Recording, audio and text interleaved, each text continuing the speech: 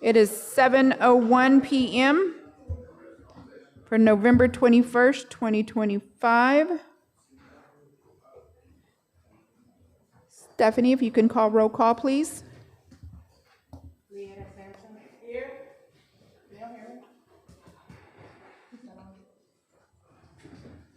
Anthony Conley. Here. Eugenia Lena. Here. Regina Tiger Phillips. Here. Anastasia Pittman. Mary Edwards. Here. Ida Gonzalez. Here. Siobhan Harjo. Here. Leon Petit. Here. David Marconi. Rick Deere.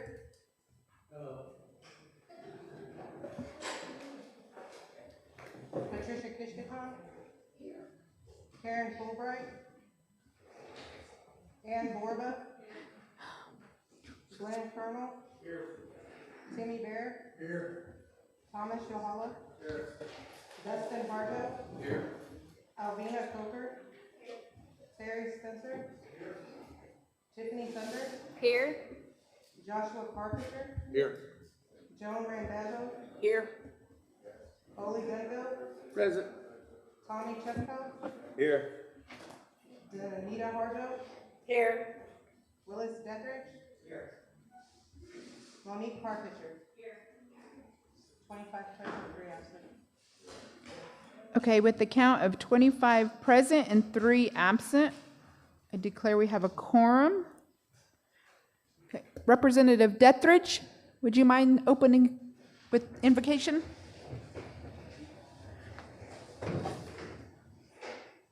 Our Heavenly Father, we thank you, great God, for this opportunity to come before the council body, Lord. I just pray that you just continue to give us the wisdom and the discernment we need, Father, to make the right decision for the Seminole Nation of Oklahoma.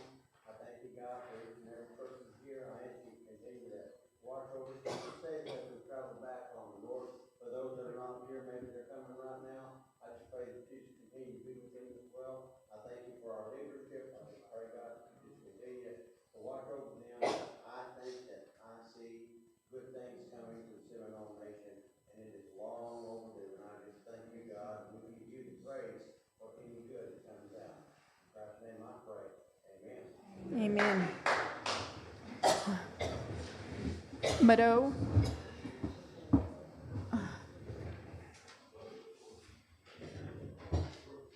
Okay, Mado for that.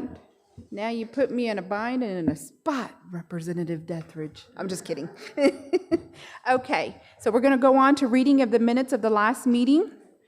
It's October 25th, 2025. Has everybody had a chance to review those? I'm trying to.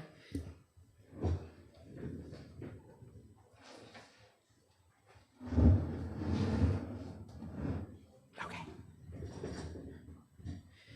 Yes, Representative Gonzalez. Okay. We have a motion to approve. Do we have a second? Okay, Representative Sampson. Any questions?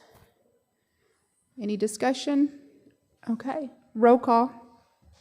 Leanna Sampson. Yes. Anthony Conley. Yes. Eugenia Lena. Regina Tiger Phillips. Yes. Terry Edwards. Yes. Ida Gonzalez. Yes. Siobhan Harjo. Yes. Leon Petit. Yes. David Narcomi. Rick Deere. Yes. Patricia Kishkaton. Yes. Karen Fulbright. Yes. Ann Borba. Yes. Glenn Colonel. Yes. Timmy Bear. Yes. Thomas Yohala. Yes. Dustin Harjo. Yes. Alvina Coker. Yes. Terry Spencer. Yes. Tiffany Thunder. Yes. Joshua Carpenter. Yes. Joan Randazzo. Yes. Oli Gunville. Yes. Tommy Chepko. Yes. Danita Harjo. Yes. Willis Deatherage. Yes. Monique Carpenter. That's 26 yes, 0 no's, no, 0 abstain. Okay, so we have a count of 26 yes, 0 no's, and 0 abstentions. I declare that the minutes from October 25th, 2025 has passed.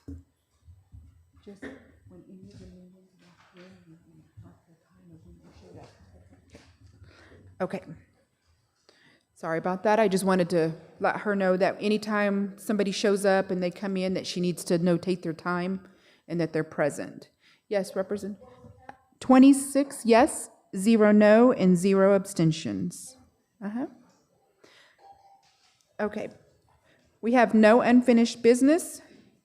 We have no reports of committees. Now we're on to new business. And it's Title 14, discussion of Office of the Treasurer.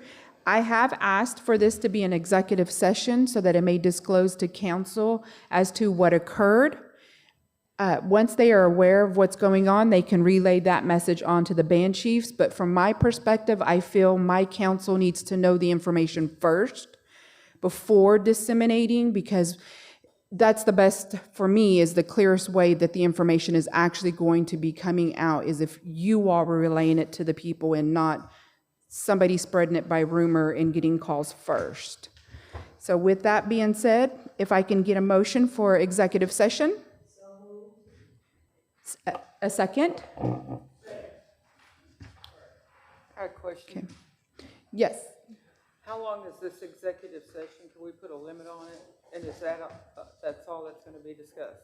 The incident, and then one thing that I have that I wanted to bring to you all, that it's a possible potential, but I wanted you all to be informed of that.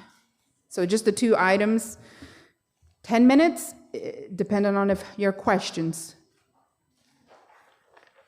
Anybody else? Okay. Call for the question. Roll call, please. Leanna Sampson. Yes. Anthony Conley. Yes.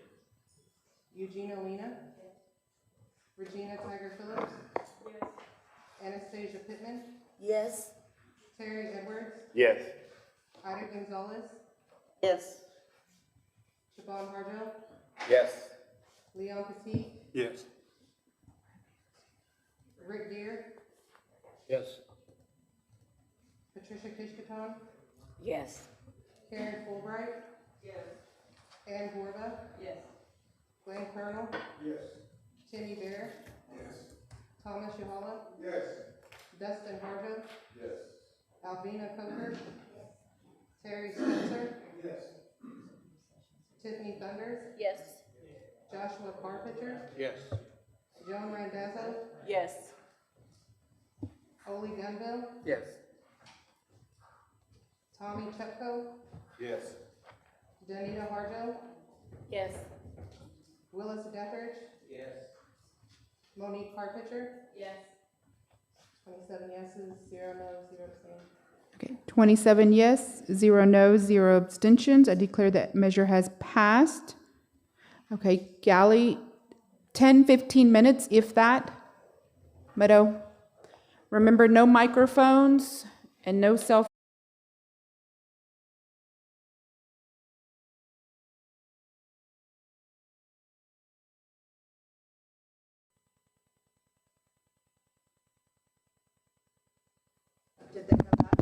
Oh, there you go. Can you hear me now? Okay. Okay, TO 2025-09.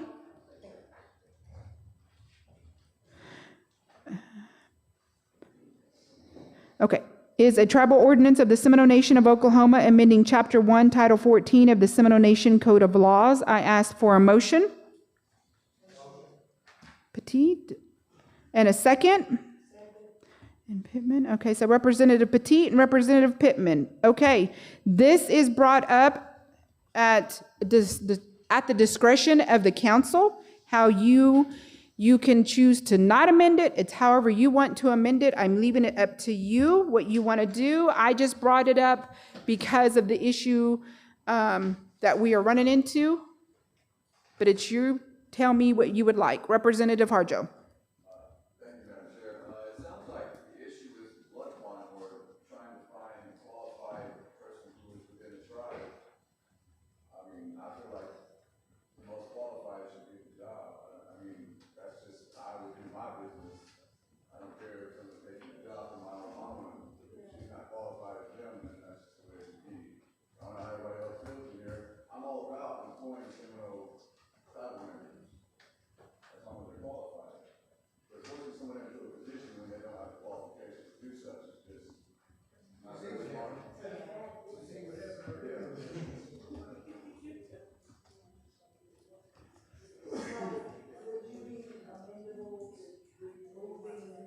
Online, it says, section 14.1.102, line 53, where it says, any adult member of the Seminole Nation of Oklahoma with minimal qualifications of a bachelor's degree in accounting, finance, business administration, or related field shall be eligible for treasurer of the Seminole Nation. Would you be amenable to just removing member of the Seminole Nation so that any adult with minimum qualifications, so that if we need to go outside of our tribe, based on the trouble we're in, we can get the most qualified person? Is that okay? Madam Chair, Yes. we would like to submit a friendly amendment. Line 53, we would like to strike member of the Seminole Nation of Oklahoma, so that the, amendment reads, any adult with minimum qualifications of a bachelor's degree in accounting, finance, business administration, or related field shall be eligible for the treasurer. And I would like to also consider that for the assistant treasurer as well, because on line 73, it says the treasurer and assistant treasurer. So I'd like for them to be congruent. Got that. So that the qualifications are the same for both, if one's appointed.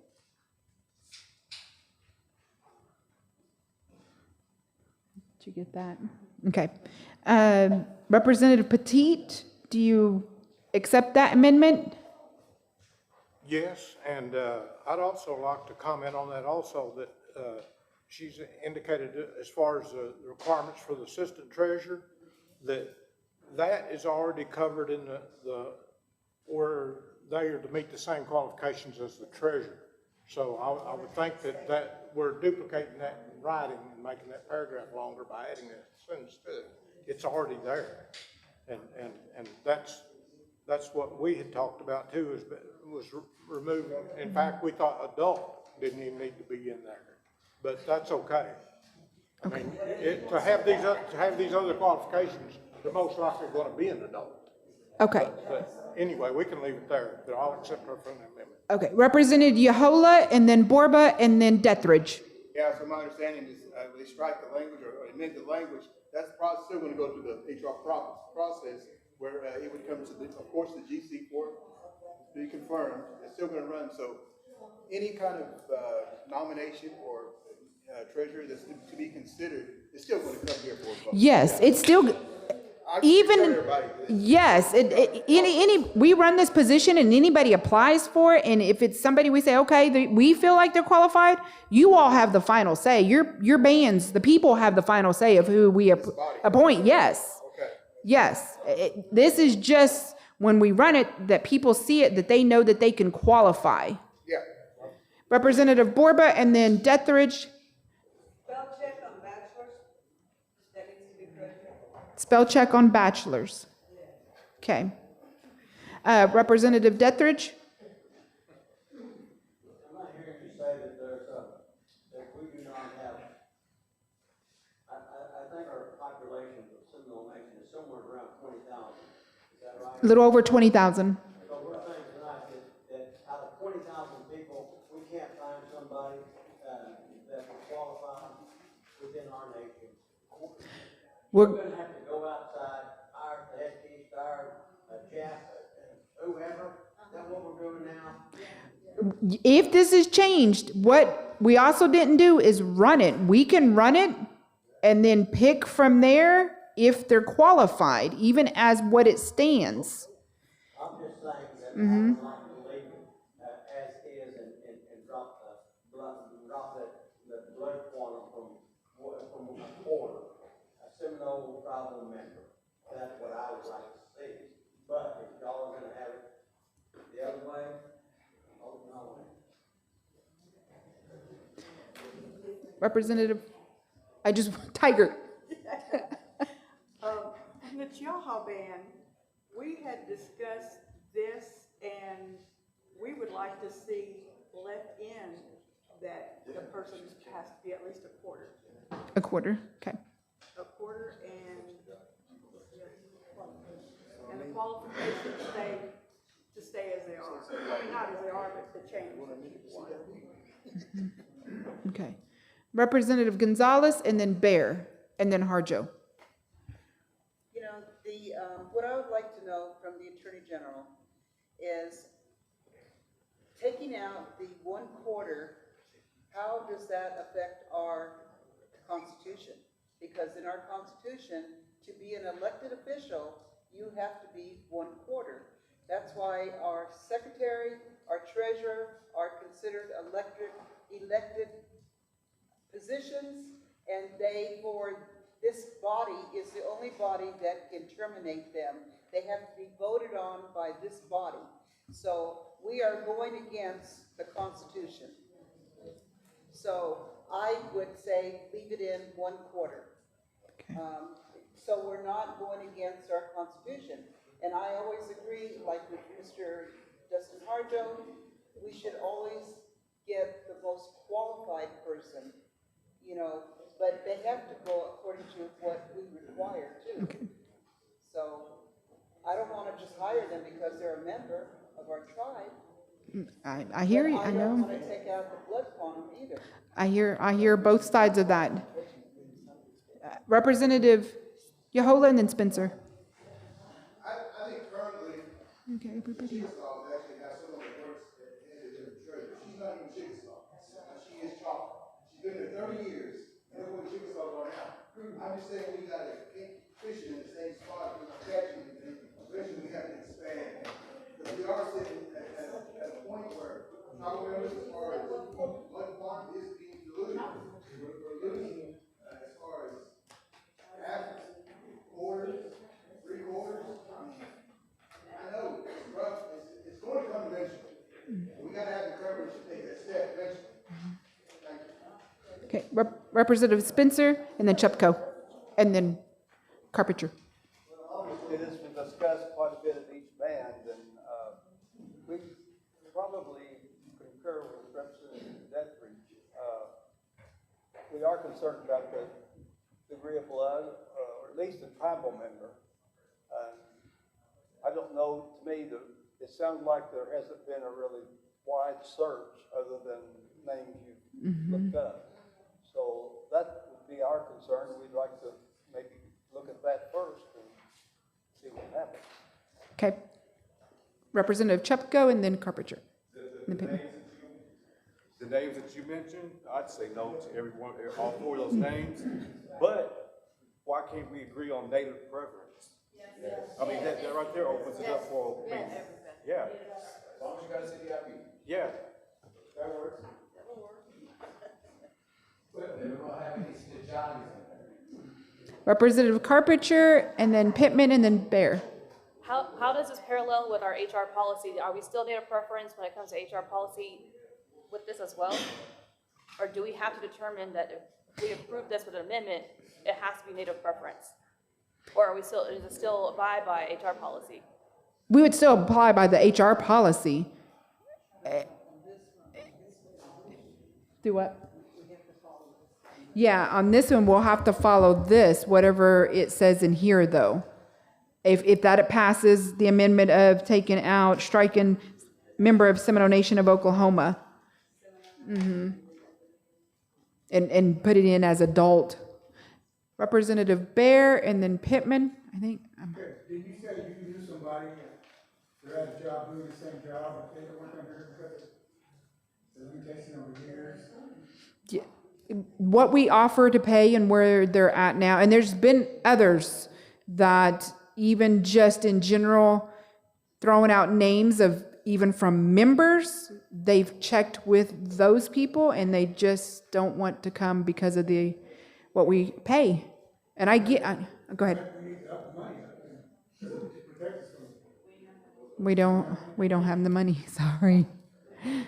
Representative Pittman? Thank you, Madam Chair. I just wanted the council to consider that we're on a timeline here of a deficit in our account. And so we can search high and low for native preference, and that's what we were in the process of doing. However, now that this incident has occurred, we don't even have the money to offer the salary that we were offering, which was less than what everyone else is getting paid. So our native preference has already said they're not coming. And based on a limitation of 4 years. Right now, we need to select the best person and give you the discretion of appointing whoever you want, and we take the vote on it. But right now, we are in crisis management, which also means that if we put in native preference right now, the process is going to take longer and our accounts stay deficit. We need help, and we need the best possible candidate, whoever that is from whatever other tribe. And if we don't get it in a hurry and we don't recover the insurance, we can't pay the people that are on staff right now. So we need to really tell them the truth and paint the picture. We can take as long as we want. Once you find that person, we can bring this resolution back and put back in blood quantum and native preference. But right now, we're hurting it. We don't even have the money to pay the people we got on staff. Representative Lena and then Representative Petit. Like she said, our band wanted to keep the blood quantum, and the HR, like she said, has native preference. Well, it says of any adult member of the Seminole Nation. Why don't we just put any adult, like,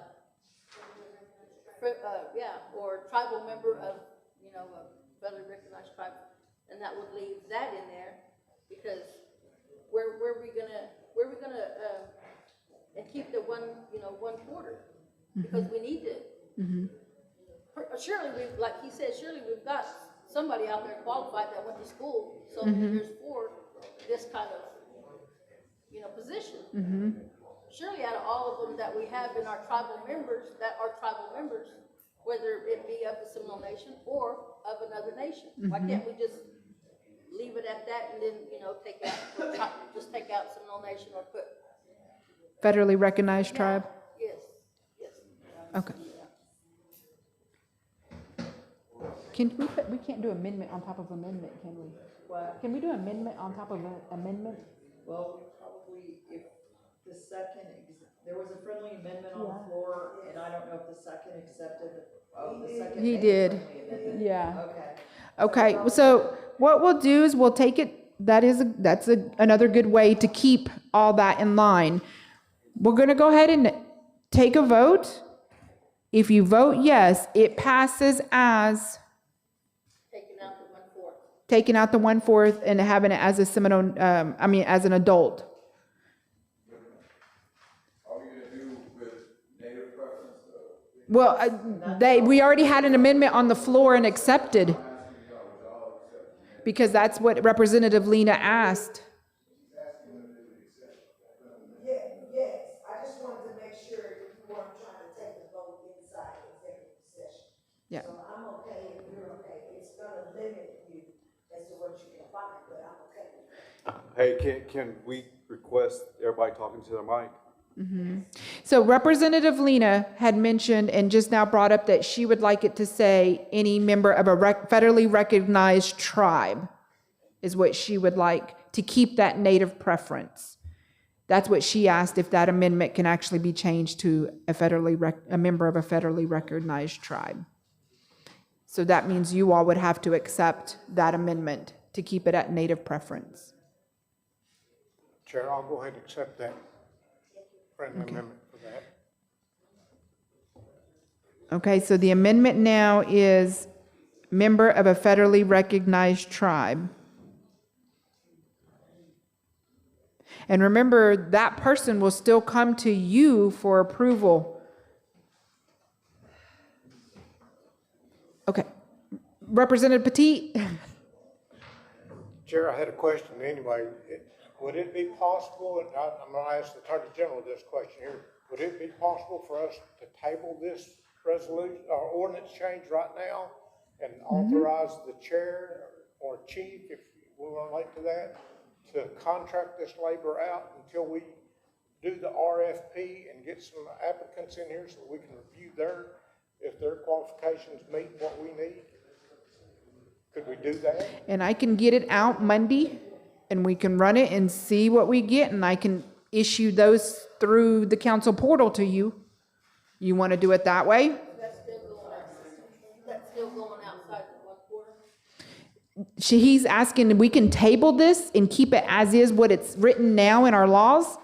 And we run it Monday, and I will issue them all out to you through the portal. And then on the 6th, if you all see that, because that's a few weeks away, see that it's not qualified, we don't get qualified quarter, then we can go from there. I object to that. I think we need to go ahead and do what we already agreed to and get this done because it needs to be done. And then Representative Petit also asked if we could contract it out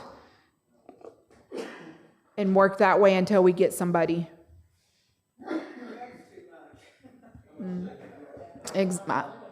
Yeah. Yeah, well, the friendly. Okay. So we'll just leave it as a federally recognized tribal member. Call for question. Call for the question. Oh, Can I read it? Call for the question inside. we're out. No. Yeah, we're out. Can I read what we have? Right now, it's any member of a federally recognized tribe with the minimum qualification of a bachelor's, spelled correctly, degree in accounting, finance, business administration, or a related field shall be eligible to be treasurer of the Seminole Nation of Oklahoma. That is the friendly amendment with the friendly amendment. Is that correct? Is that what you're voting on? Did you have that quarter? That's, No, I did not have that. It's just a federally recognized member. I did not have a quarter. No, it's supposed to have 1/4 of any. And 1/4 of any federally recognized tribe is what she said. Was it 1/4? Yeah. Oh, he didn't accept the 1/4. He accepted federally recognized, but not the 1/4. The sponsor agreed to that amendment. Question's been called. So can we go ahead and call roll? But it wasn't the actual, what was wanted or needed. It got left out. We'll go ahead and do the vote. If you vote no, and then it will stay as is. Okay? Roll call. It will be changed to a federally recognized tribal member. Okay. It's all together. Roll call. Leanna Sampson? Yes. Anthony Conley? Yes. Regina Weiner? Yes. Regina Tyler Phillips? Yes. Anastasia Pittman? Yes. Terry Edwards? Yes. Ida Gonzalez? No. Stephon Marjo? no. Leon Petit? No. Rick Deer?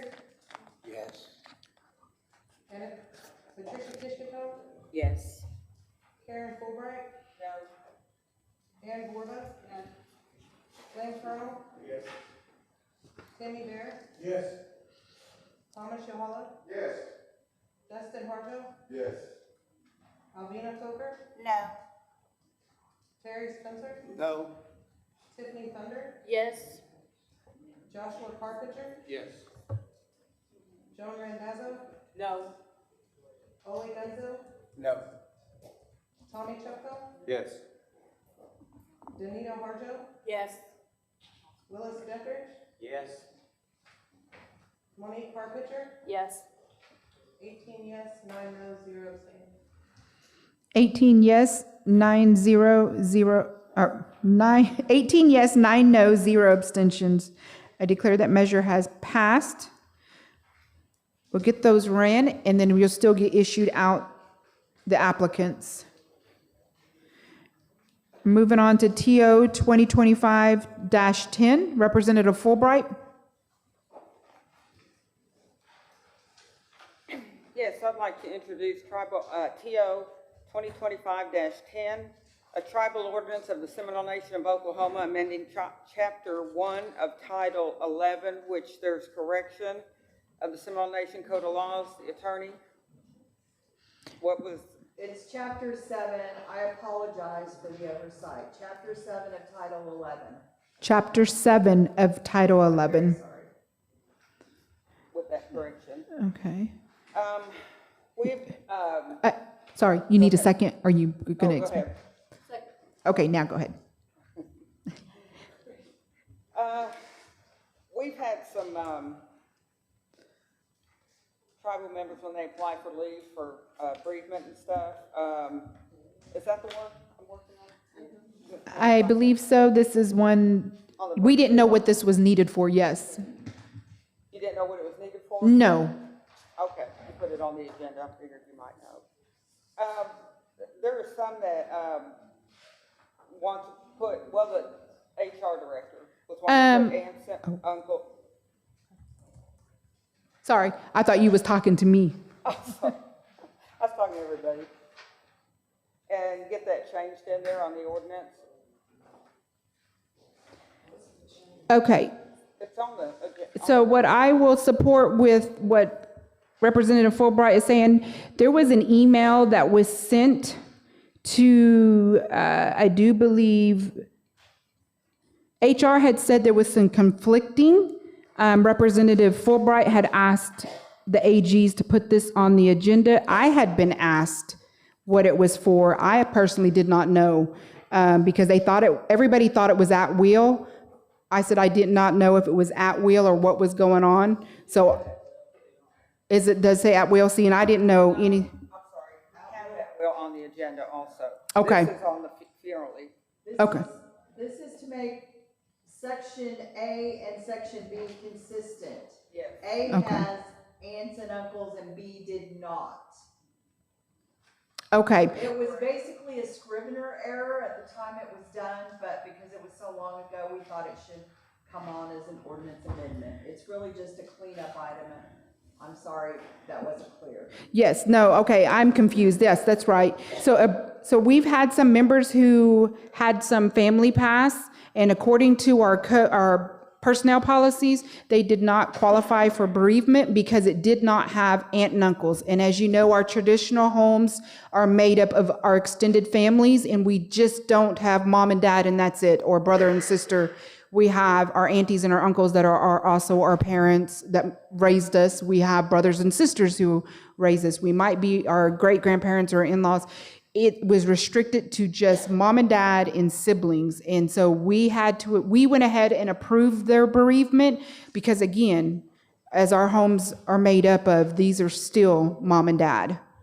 And like the attorney said, this is cleanup. Yes. There's a lot of cleanup in our codes that Yes. needs to be done. Representative Petit and then Representative Yehola.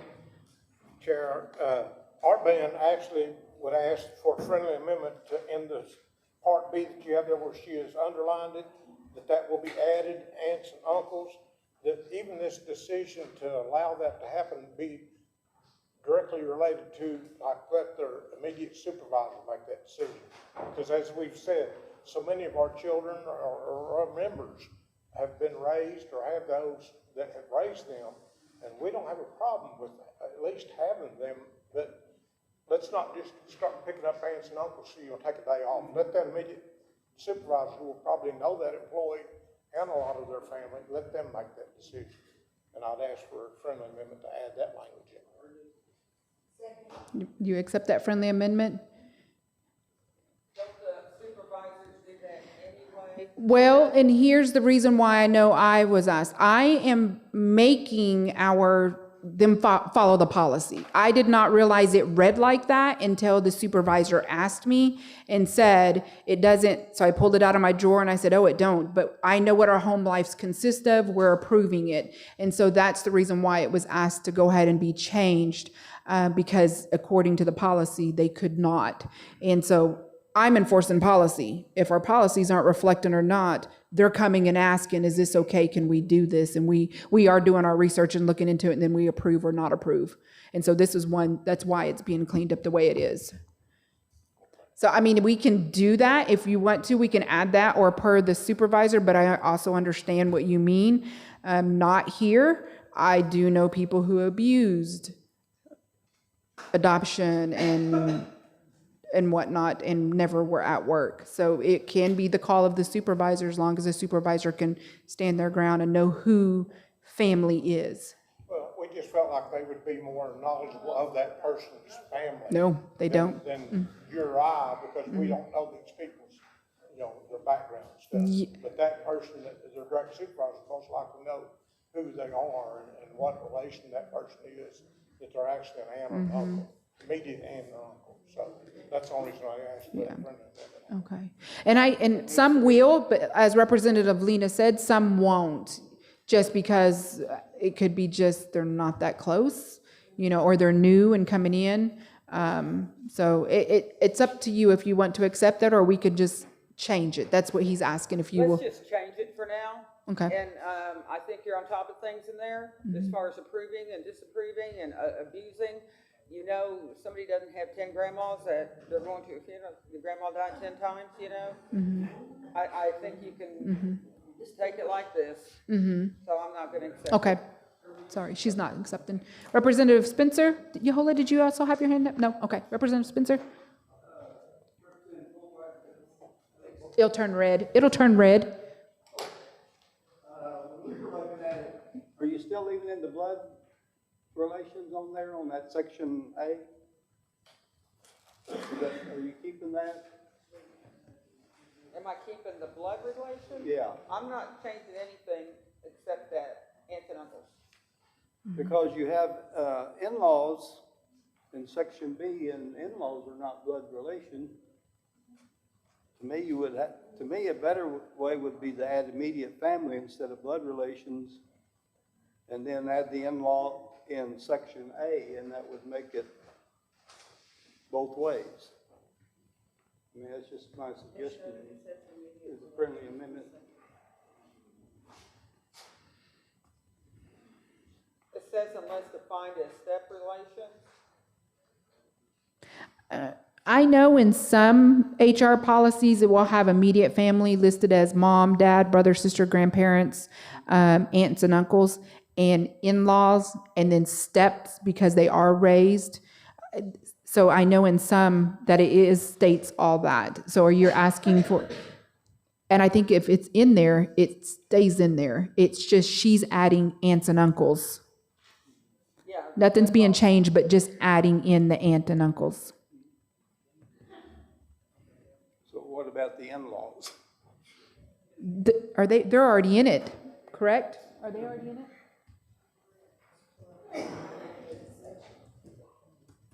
Well, they're not included in A then.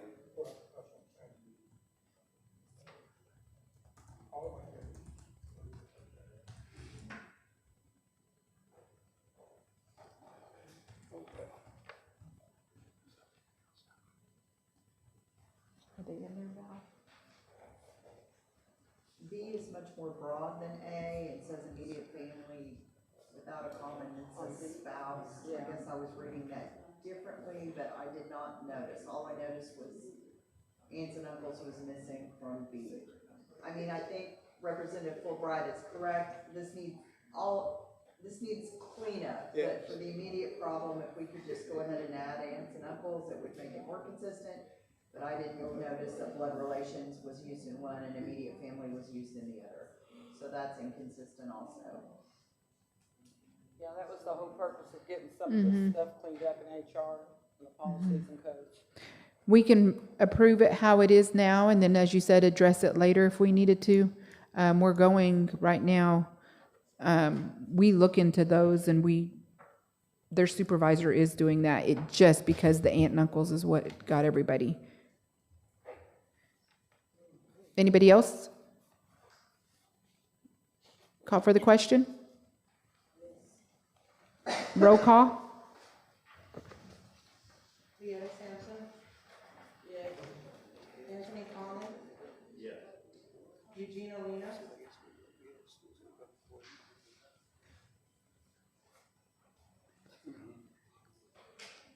Say your name again.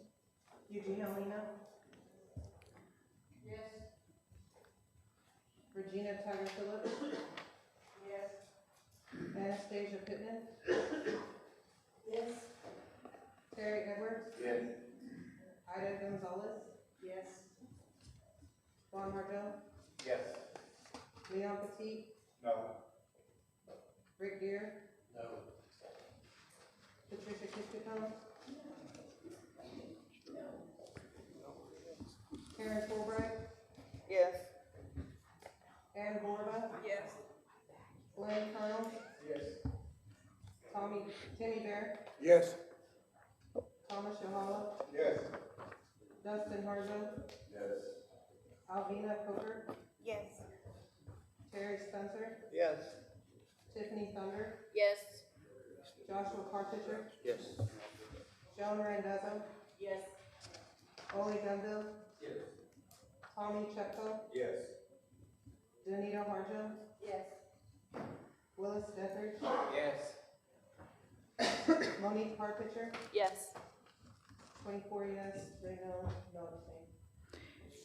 With a count of 24 yes, 3 no, and 0 abstentions, I declare that measure has passed.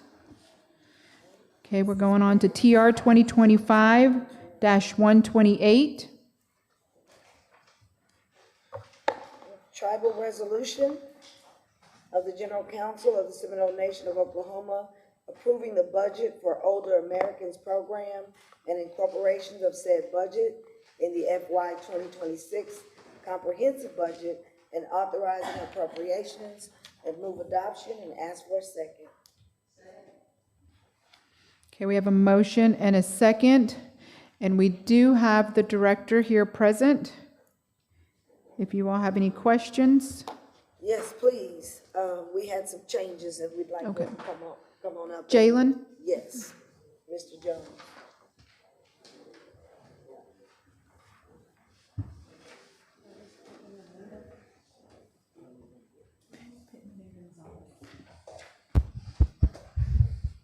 Good evening. We've had some changes in our grants.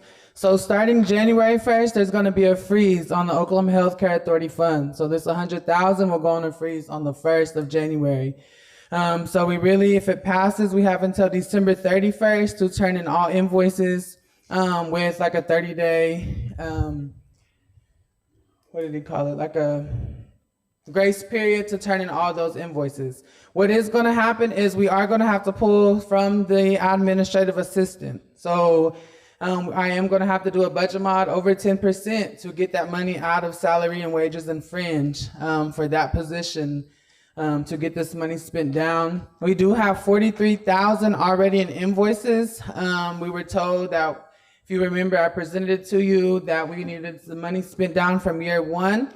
That was the incorrect information, and we got confirmation on that today as well. So the 43,000 that we did spend will be reimbursed back from year 2, but that still leaves our program with 57,000 to spend. So we do already have things that we want to do with that 57,000, but we just have to get it spent. Get it passed now and then get it spent, and then of course do that budget modification for that. Yeah, so my goal was to get most of all of that down and have my invoices sent in by December 23rd and then to them. So that was my goal, is to get it. But like I said, we've already have everything that we added up to, I think it was 56. So it would leave them like $100 really to have that we didn't have an idea to spend that, but we got most of that already down and already what we want to spend it on and use it for. So we just kind of needed to go through that way, but it is going to have to have a budget mod for the salary, wages, and the fringe. And I would like to add to that, this is due to, so this Pathways grant is through Oklahoma Healthcare Authority, but it's through CMS, through the government. And so we all know what's going on within the government and what Trump's doing with a lot of the budgets and everything that's going on. So CMS is having to cut back on theirs, which means they're not giving the state of Oklahoma as much money. And so now the state of Oklahoma is having to relook at all these budgets that many of the Oklahoma tribes have applied for and use this grant to retain elders in their homes. Representative Petit? Yes. One question we had on this was, when was this grant received? So this grant was received under Lewis and Johnson. I became the director in April of 2024. Wasn't informed about this grant until January of 2025. So, and that was the controller and the previous director did it. So it just sit for a long time. I'm going to be honest with you. Well, to be honest with you, we previously passed a resolution, a request for some funds that apparently over half of that money went to personnel, and that's what we were concerned about. We never saw the plan of action that was to be submitted with this, and we just wanted assurance that the money, that while it may be $100,000, wasn't going to be applied to personnel expense, but to benefit our elders. Is that something that I can have a guarantee from you that that's where the money's going to be applied to? It's going to come out of the personnel, but it was to get us an admin assistant because we're in desperate need of an admin assistant over there. So that was going to be able to help your elders with Medicare and Medicaid, the benefits that they need, helping them with the services that we offer. So that's where that was coming in at, but we just don't have the time to get that spent down by December 31st. So we are going to have to pull from there and use it for our elders in a different way. So essentially what you're telling us is you're going to hire somebody else out of this $100,000. Is that correct? No, we can't hire anybody. Is that part of the stipulation in the grant, that it can't be used for personnel expenses? It has to be programs to benefit the elders? Let me explain.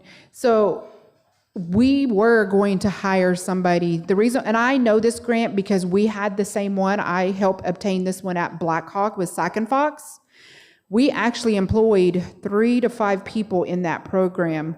But what had happened is we applied as well of January of 2024. We didn't get notice until May, and we didn't get our award letter until October or November of last year. So we as well was rushing to get that money going and spent.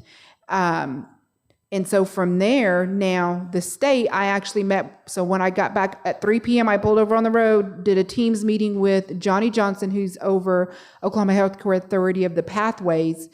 He said it put him in a bind because CMS is cutting back, and they have told the state, you need to relook at all these budgets, and you need to, what you have now, it needs to be spent up by the 31st, because there's a possibility your tribes aren't going to get it come January 1. So he did have a position. It never got filled.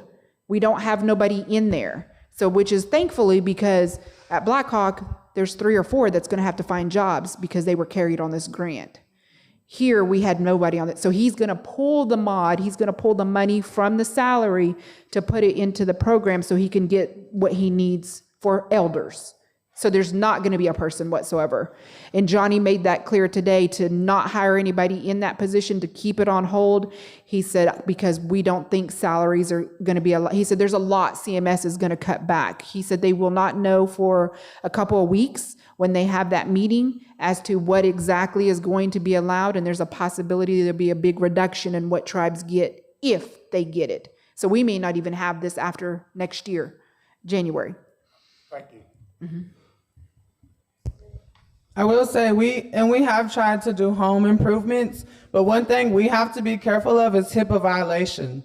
So with Medicare and Medicaid getting that number, we have to watch what we're doing, but also with housing, a lot of those are rental. They're not owned by the elders, so we can't go in and do that. So we've also been working with housing, But the big issue we're running into is not violating HIPAA, because that's going to hurt us and hurt us as a tribe if we violate HIPAA on that as well. So we've been working with the clinic and CHR and housing to figure out how can we do their home improvements without violating HIPAA. Representative Pittman? Thank you, Madam Chair. Director Jones, would you also give us a list of the supplies and the things that you do want to spend that money on that you're going to pull, so that we can have some verification of where the money is? Yeah, I can email it to our GC secretary and have her email it to y'all.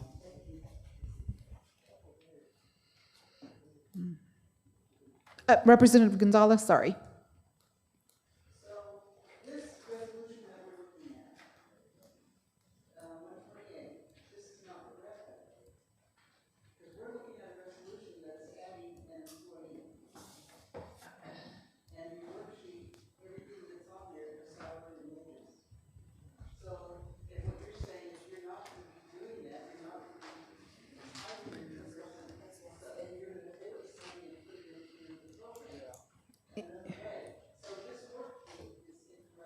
Well, what he's gonna do is pass this tonight. He's working on to get the mod to Stephanie to get it out on the 6th.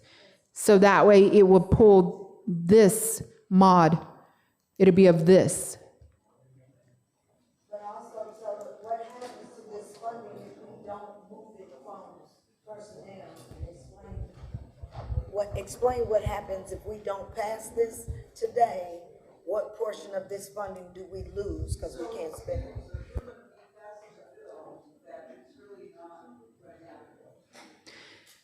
Because we just found out, I just got the call today and got clarification today of what's happening.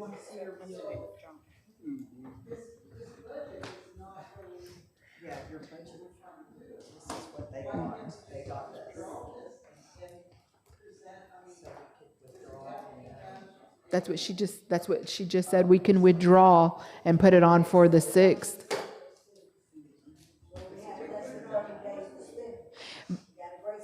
Yes, and so he has to have the money spent by the 31st. Yeah, you'll have to have a meeting again if you do. But so if it doesn't, so what's happening is it has to be spent by the 31st of December.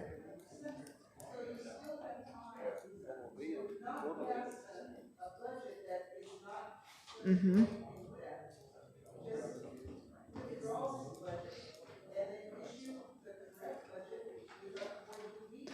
And that's what she's going over with him right now.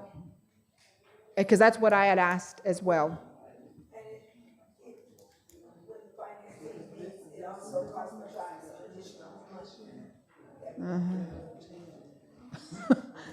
Well, yeah. Representative Yahola, sorry. It needs to be earmarked or allocated? Hold on, everybody. Is that his indication, is that it needs to be earmarked or allocated? I can't. Yes. Is he saying that it needs to be allocated or earmarked to specific spending? It needs to right now be, at this time? yes, it needs to be earmarked. That's what he's saying, basically. Yes, that is right. But also, Ms. Gonzalez, I wanted to see on here where it says we added to salary, because the one she has, there's nothing being added to salary, fringe, or wages. There's nothing there. Because we got 98,000 for the first year, and for year 2 we got 100,000. So I don't know if I think the confusion though came up was because it was asked, because the last budget you had to put somebody in there. And so I know that's what Representative Petit was asking, was if we were going to fill that position and what happened with that salaries.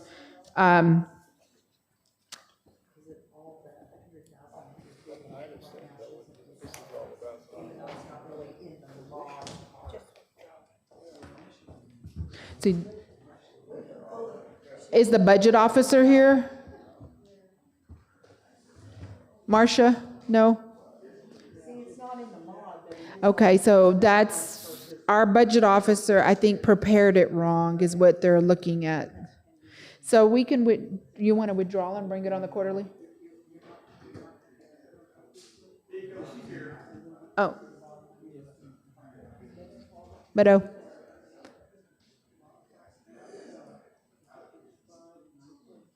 Here, look at that.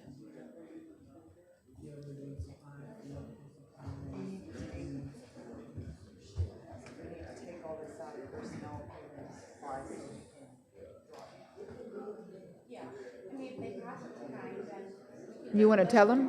Tell him.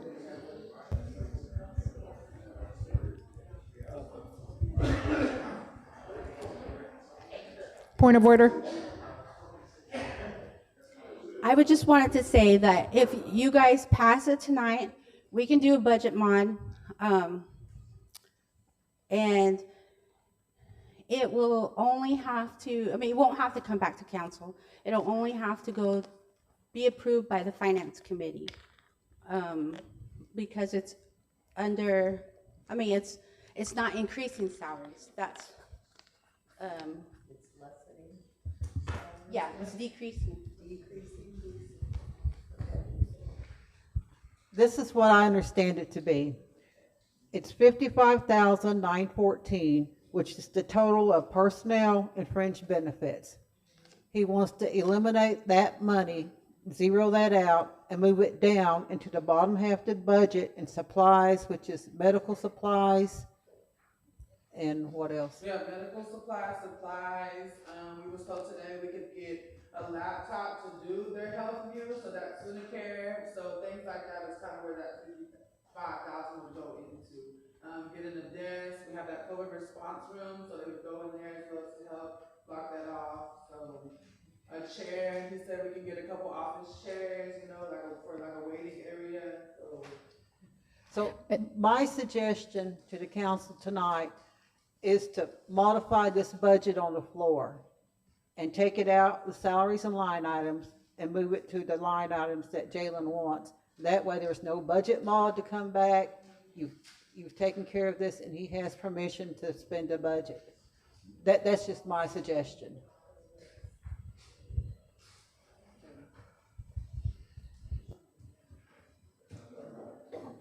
Representative Pittman and then Yahola. I just wanted to go ahead and make the motion to modify it on the floor, so that as we amend it, as said, if you look at the circle at the top and the scribble through the second paragraph of the fringe benefits, those modifications go down to supplies, because we're on a time crunch, and they just got the okay today. So what we're running up against is having to submit the paperwork within the grace period of 30 days. So we can amend this on the floor. Mm-hmm.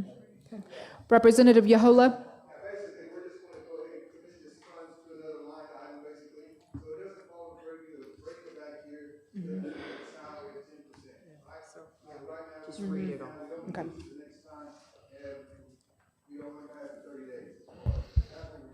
Yes. So if you look at your packet and you look at the budget, under personnel, we have 38,373. Then we have fringe benefits, 17,541. That totals $55,914. We are going to take that 55,000 and just move it down into that supply line item that has 15,000 in it already. If the modification comes from the finance committee, we don't need a second. Mm-hmm. Okay, and so Representative Pittman said that modifying that and taking those two amounts and putting it into the supplies where he needs it is what she's doing to this budget tonight. Representative Gonzalez, you agree and accept that? Okay, does everybody understand that? Any other questions? Okay, call for the question. Okay, roll call, please. Got it? It's all together. Yes on this one. Okay, we'll follow the paper. I was sure. But we didn't do this time. Like I said, we can always, And we're moving that to supplies? Okay. if we get chewed, it won't be the first time. Okay. Okay, roll call. Leanna Sampson? Yes. Anthony Conley? Yes. Eugene Olina? Yes. Regina Tiger Phillips? Yes. Anastasia Pittman? Yes. Terry Edwards? Oh, he's not in his seat. Go ahead. Ida Gonzalez? Yes. Siobhan Harjo? Yes. Leon Petit? Yes. Rick Beard?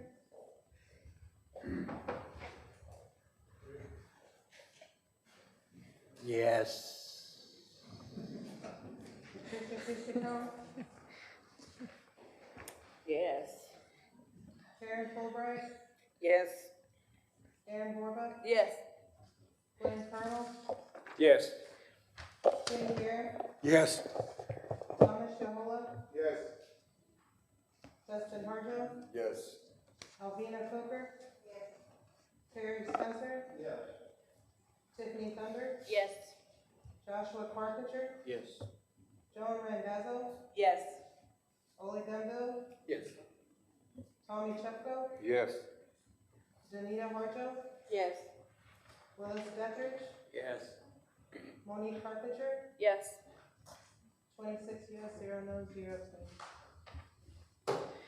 With a count of 26 yes, 0 no, and 0 abstentions, I declare that measure has passed. Madam Chair, Yes. instead of it coming up in front of the board, the council like it was just now, it should be in writing for us, not explained to us in person, but in writing. Because that's kind of insulting the council by coming up and doing that like that. And that's why I hesitated on yes, because of that reason. And it should be in writing, it should be on our desk, we should have that for our bands. And our bands see that and say, well, here's the modifications that we needed for this purpose. Instead of it being up here, doing it in front of us like this.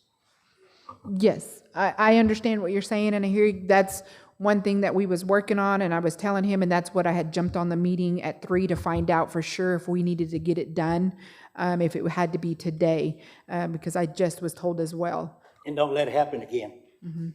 Okay. And Madam- Madam Chair, Yes. and the only reason why it was in this form is because when we send it out to council, it has to be done 10 days prior, and the approval came today, so we couldn't modify it before today. Yeah. Okay, we're moving on. DR 2025-129.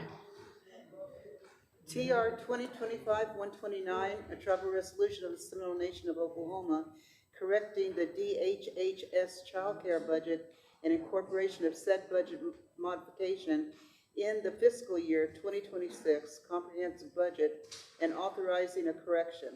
I make a motion to approve and ask for a second. Okay, we have a motion from Representative Gonzalez and a second from Representative Pittman. Any questions? If I have no questions, roll call. Leanna Sampson? Yes. Anthony Conley? Yes. Eugene Olina? Yes. Regina Tiger Phillips? Yes. Anastasia Pittman? Yes. Terry Edwards? Yes. Ida Gonzalez? Yes. Juan Harjo? Yes. Leon Petit? Yes. Rick Beard? Yes. Patricia Fishicone? Yes. Karen Fulbright? Yes. Ann Borba? Yes. Glenn Colonel? Yes. Timmy Bear? Yes. Thomas Shahola? Yes. Dustin Harjo? Yes. Alvina Coker? Yes. Terry Spencer? Yes. Tiffany Thunder? Yes. Joshua Carpenter? Yes. Joan Randazzo? Yes. Ole Gunbo? Yes. Tommy Chupko? Yes. Danita Harjo? Yes. Willis Dettridge? Yes. Monique Carpenter? Yes. 27 yeses, 0 no's, 0 abstentions. Count of 27 yeses, 0 no, and 0 abstentions. I declare that measure has passed. Widow. TR 2025-130. The tribal resolution of the Seminole Nation of Oklahoma approving the modifications to child care and the Development Fund, American Rescue Plan Act stabilization budget, and incorporation of said modification in the fiscal year of 2022 comprehensive budget and authorizing correction. I ask for, I move for adoption and ask for a second. Second? Okay, we have a motion by Representative Pittman and a second by Representative Gonzalez. Any question? Okay, I'm gonna call for the question. Roll call? Deanna Sampson? Yes. Anthony Conley? Yes. Eugene Olina?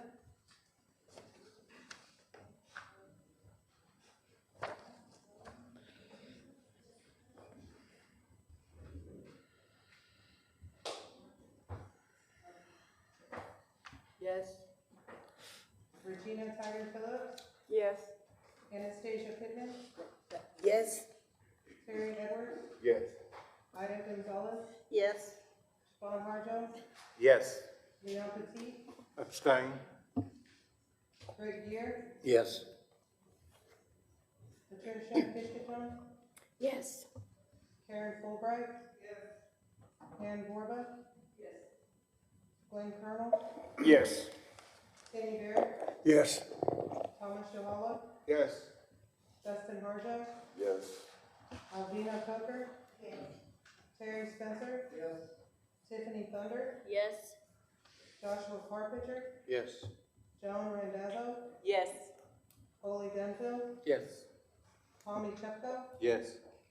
Danita Harjo? Yes. Willis Deckridge? Yes. Monique Carpenter? Yes. 26 yeses, 0 noes, 1 abstention. Okay, with the count of 26 yeses, 0 no, and 1 abstention, I declare that measure has passed. Meadow. Okay, we're moving on. Okay, the next resolutions are appointments. I just wanted to make a statement that if any of you are interested, galley, anybody watching and listening, you know anybody, your family, have them apply and let them know on the form what board or committee they would like to. The applicants you are getting are people who have applied. And as you all know, all our boards and committees are either expired or about to expire and have been expired for years. And so we're just pushing them through to the AG to make sure they meet the qualifications and giving it to you all to decide. So we'll move right along. TR 2025-131. I have a tribal resolution of the General Council of the Seminole Nation of Oklahoma approving the appointment of Brian Palmer to the Seminole Nation Trust Fund Management Board. I ask for a motion. Okay, Representative Carpenter, and a second. And Representative Dethridge. Any questions? Representative Lena? Somewhere they gave me, I can't find it, but somewhere they gave us a paper of how many boards or committees a person can sit on. Can you? It's 3. They can only sit on 3? 3. Except for finance. Yeah, finance is only can have the 1, and that's it. Everybody else 3. And then land acquisition is the SINDOC director, BCR director, or chairman. No, it's chairman in it. The chairman. Yeah, those are combined. Representative Dethridge? Just for clarification, Chair, that's actually 3 paid boards or commissions, correct? Yes. And so you could sit on 4 or 5 if 2 of them weren't paid for. I mean, you Yes. didn't receive a. If you didn't receive a stipend, if they didn't do stipends. Thank you.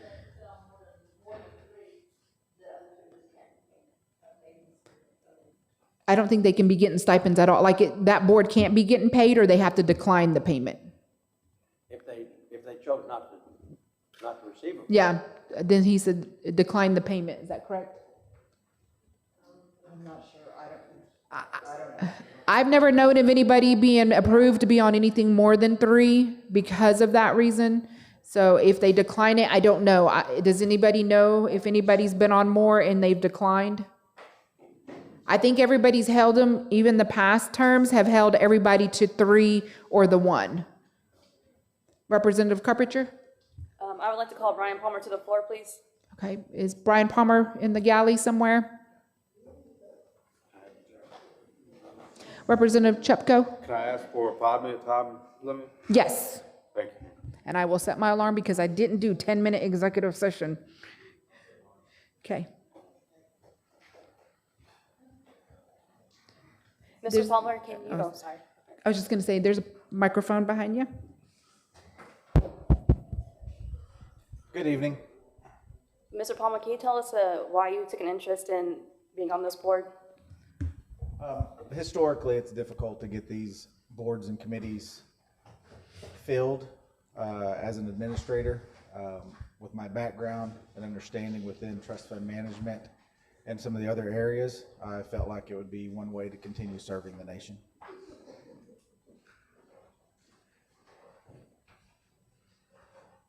Okay. Anybody else? You have another? With your knowledge of what's going on with our trust fund, can you tell us the critical components of what we need to be looking at when selecting someone for this board? As far as what we're looking for, Or why, I guess let me try to re-question it. Why is it critical for us to observe what's going on with it currently? so as we know, the trust fund amount has really reached a critical low. It reached that critical low a couple years ago where it actually dipped below the 35 million. That 35 million we know is the magic number, which it should have been brought back for a referendum vote in accordance with 89-7, which was the original resolution that allowed for trust fund management and the judgment fund to operate. At that time, it should have been brought back to the council. Because we were not receiving those reports, those dollar amount figures, because trust fund management committee was not filled, we were not aware of that as a council, as a nation, and as an administration. So it's important to have these committees and boards filled just for that reason alone. The other reason I would like to be considered for this position, simply because we need to look at other alternatives to invest those funds for a better return, which we know that there's a process. We know that the OST would have to accept any sort of recommended plan to invest, contingent on council's approval to even submit that. So everything as it is, it's just been status quo, which is not meeting our needs to a point to where essentially judgment funds should have halted operations until it went to a referendum vote. Luckily, because of the change in the interest rates, we were able to come back up above that before it was really noticed and before it affected any of our programs and areas that we do service. Representative Pittman? Thank you, Madam Chair. Thank you, Mr. Palmer, for your willingness to serve. Can you tell us what the total amount is in the trust fund at this time? I have not seen the numbers for this last quarter to give you a specific amount. Can you send it to us? Representative Petit and then Representative Borba. I'm gonna have to concur with the applicant's request there as far as this council's not been informed of anything. That previous trust fund management board did not do a service to our nation. And from looking at the March report, we had $40,345 there, but the market value based upon their investments is around $40,000 Well, if what you said previously about we can't let that drop below $35 million, then this nation's gonna be in trouble next year when we start funding our clothing and our burial and whatever that comes out of that judgment fund, because we don't have enough adequate income in there to take care of those programs. So that's something y'all are each gonna have to consider is there may become a time that we have to cut some of these programs that we provide for our members. And so that's just in relation to what you said now. I wish we would have had more current information, because there may be a rise in that because of investment, but I don't know what they've invested in because we've never seen that. Is it CDs, money markets? You know, we don't have a clue what's been going on. And that's, to give you comfort, we as a council in the last 4 years, whenever I served on this council, we never knew where this money was or how much it was, because the gentleman that was the trust fund management manager, he said they never met, and so he couldn't give us any information. And that's one thing we need to consider whenever we put people in these positions, is that they work for the benefit of all the members of this nation. I don't know if that's 5 minutes, but anyway, I'll concede. Okay, I had Representative Borba, Yahola, Fulbright, and then Carpenter. Okay. Well, Yahola was, and then, I'll make a quick comment. As far as the trust fund board and the last administration, we only had one guy sitting there. The council never approved another sitting member. They couldn't make quorum with what they had. Yeah, I think it's 3 you actually have to have in place to have a quorum to make decisions for that board. So, well, that's 5 members, but 3 to make quorum. I sat on that board once before, and this council would do nothing as far as when we brought things forth here, like, you know, loaning out money for biggest interest rate, they wouldn't touch it. But anyway, that's besides the point. I'm just saying that this council didn't approve people to sit on that board. That's why it was inactive, and there was no answers, no response, no reports. So the council in the last administration, that's their fault for not getting somebody, and the chief for not nominating good candidates. Representative Fulbright, Carpenter, Gonzalez, and then Pittman. For this position, and I would like to mention this to the council, we're not voting for prom king or queen. We're voting for people to sit on these boards to take care of the nation. And I know when you go to your band meetings, everybody's like, oh, I don't like them.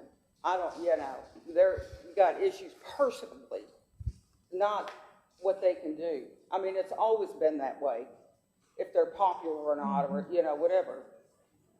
He's willing to sit on this board. I feel like he's capable of doing the job.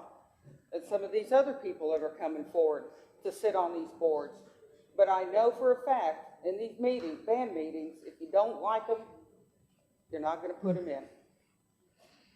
So I just want you to be aware, if these boards aren't filled, it's our fault. Not the administration's, not anybody, but our fault for not putting them in. And if you want to be in a position on these boards, then apply. If you're qualified, then apply. And that's what's happening today. So Representative Carpenter. This is a lot of money to handle. Could Brian Palmer and Chief Leslie, could you inform us of how the authorization looks like when it comes to managing that money? What do you mean, as far as authorization with the budget itself? Yes. So when they meet and let us know on that, it goes with the treasurer as well. Could you tell me how many people have that authority and who has that authority? It'll be the assistant chief, myself, and the treasurer. Okay, so Brian Palmer himself couldn't authorize to move that money without the treasurer and the executive office? A step further than that, and it would be the general counsel. Yes. So, yeah. And in agreement with the OST, they would have to approve that as well, the Office of Special Trustees. Yeah, you all, it's this body. Representative Gonzalez, and then Pittman, and then that's going to be a close. I'd just like to let Mr. Petit know and let this council know that every month we get a report from the budget officer about the OST report. You all get that report on your portal. So if you want to know the status of the judgment fund, all you have to do is look at your report. Mr. Petit says he doesn't know where the money is, what it's invested in. Well, if you look at the report, it gives you every single, where Like the stocks. money is and what accounts there is, because there's several accounts. So if you just look at your portal, look at your reports, and you'll see that information. Okay, but Representative Pittman? Thank you, Madam Chair. And I just wanted to bring to the council's attention, we did know that we didn't have enough members on the board. I did call, Assistant Chief Brian Palmer at that time and Chief Lewis and set an appointment with them and brought them, some banking information and banking staff that presented to them as to what we could do with monies that have been sitting for quite some time and what interest rates would be possible. And they were open and receptive to that. So we were trying to take care of that need. Okay, thank you. Okay, I'm going to ask for the question. Okay, Thank you. Madam, thank you. Roll call. Leah Sampson, No. Anthony Conley,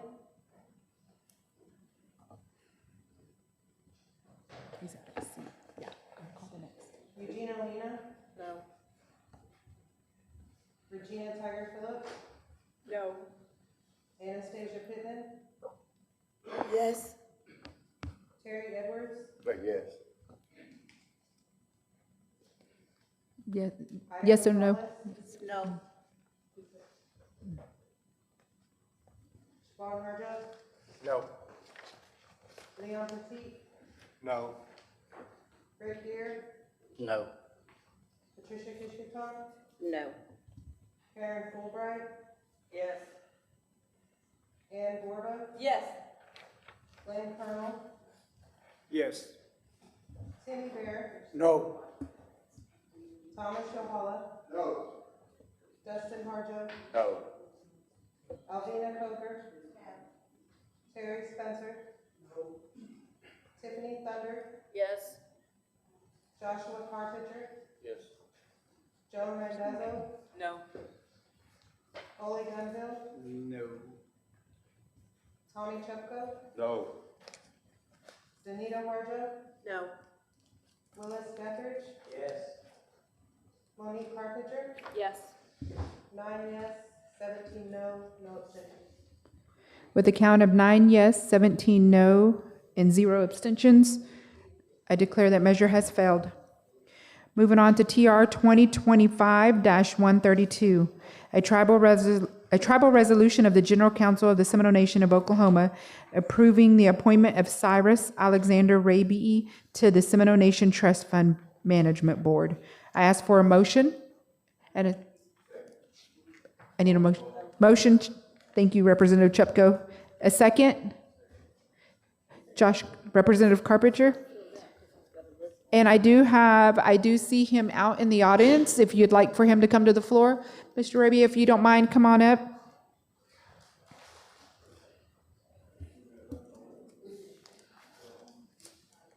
I got the. Take 3 minutes.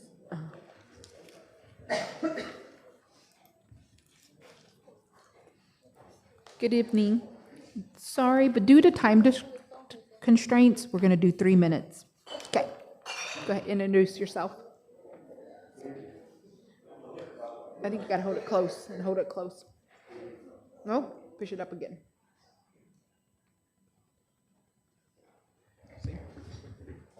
No?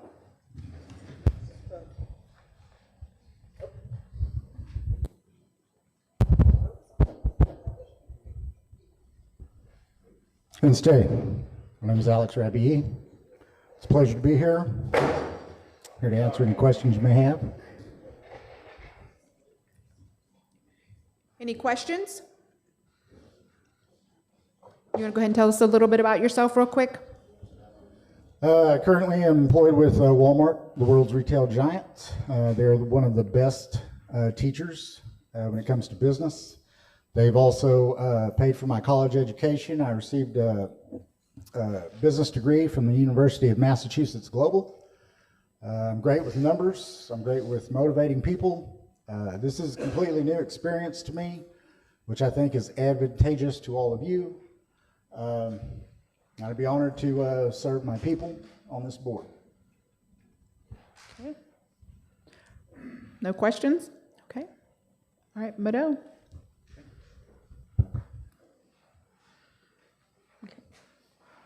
Roll call? Leanna Sampson? No. Anthony Conley? No. Eugenia Lena? Regina Tiger Phillips? No. Anastasia Pittman? No. Terry Edwards? No.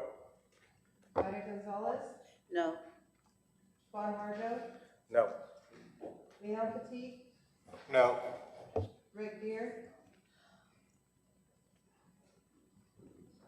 I want to say yes, but my band said no. Tricia Kipsakar? No. Karen Fulbright?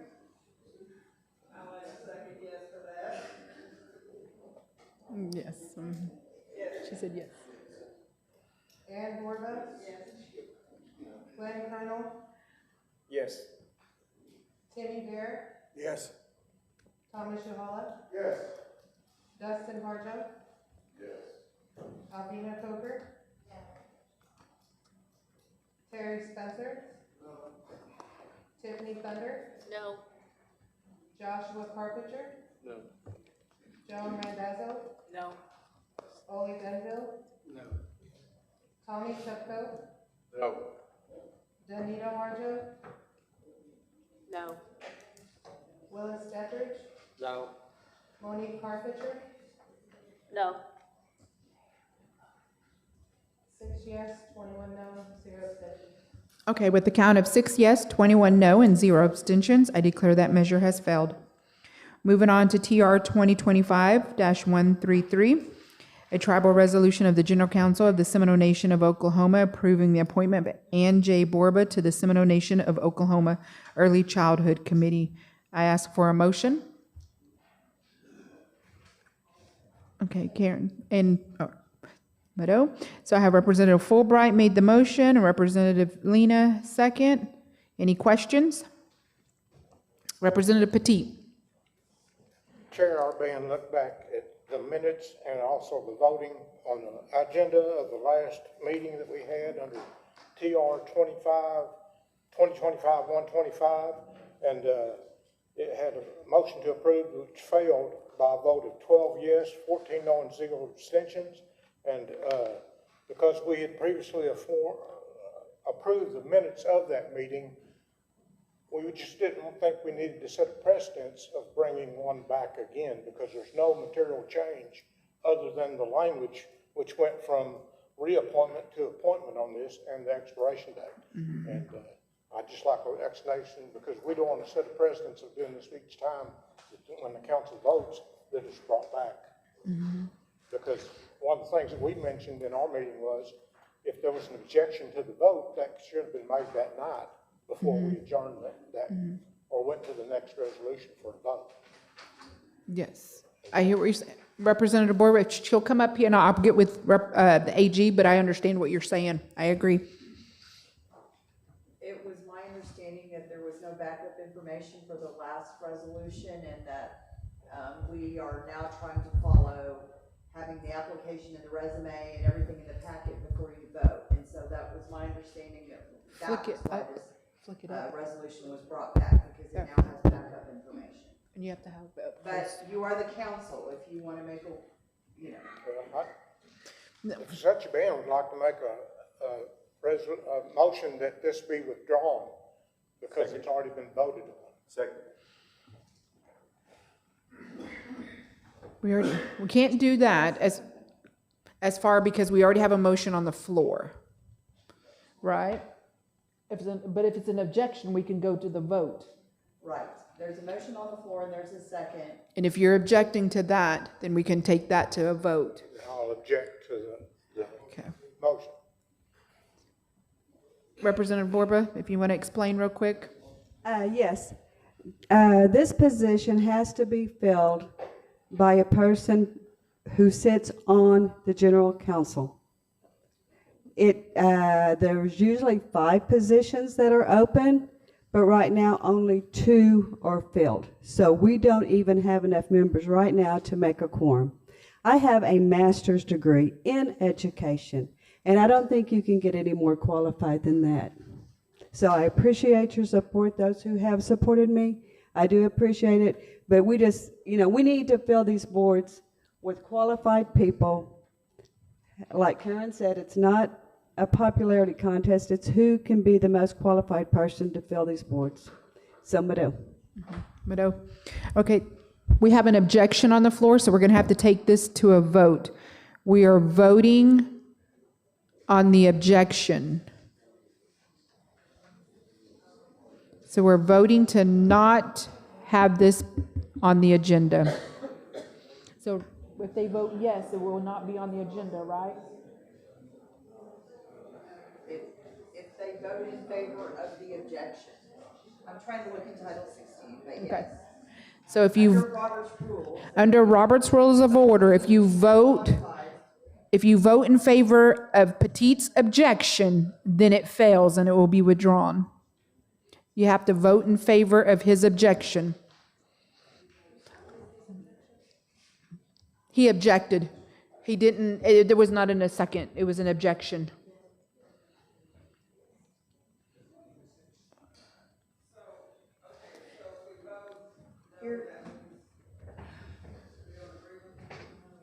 Yes, if you vote yes, you agree to his objection. If you vote no, right? Yeah, okay, so here's the objection. Objection. So I think he properly objected, so we're voting on the objection under Rule 3.5. You want to tell him? All right, if you look at Rule 3.5, I think he can properly object, so you're voting on the objection right now. So if you vote yes, it's voting yes that you agree to the objection. Okay, so that's correct. If you vote yes, then you're agreeing with Representative Petit on the objection to not have this brought back to the floor. Okay? Roll call. Leanna Sampson? Yes. Anthony Conley? Yes. Eugene Olina? No. Regina Tiger Phillips? No. Anastasia Pittman? Yes. Terry Edwards? Yes. Ida Gonzalez? No. Siobhan Harjo? No. Leon Petit? Yes. Rick Deer? No. Patricia Kishkaton? No. Karen Fulbright? Ann Borba? No. Glenn Colonel? Yes.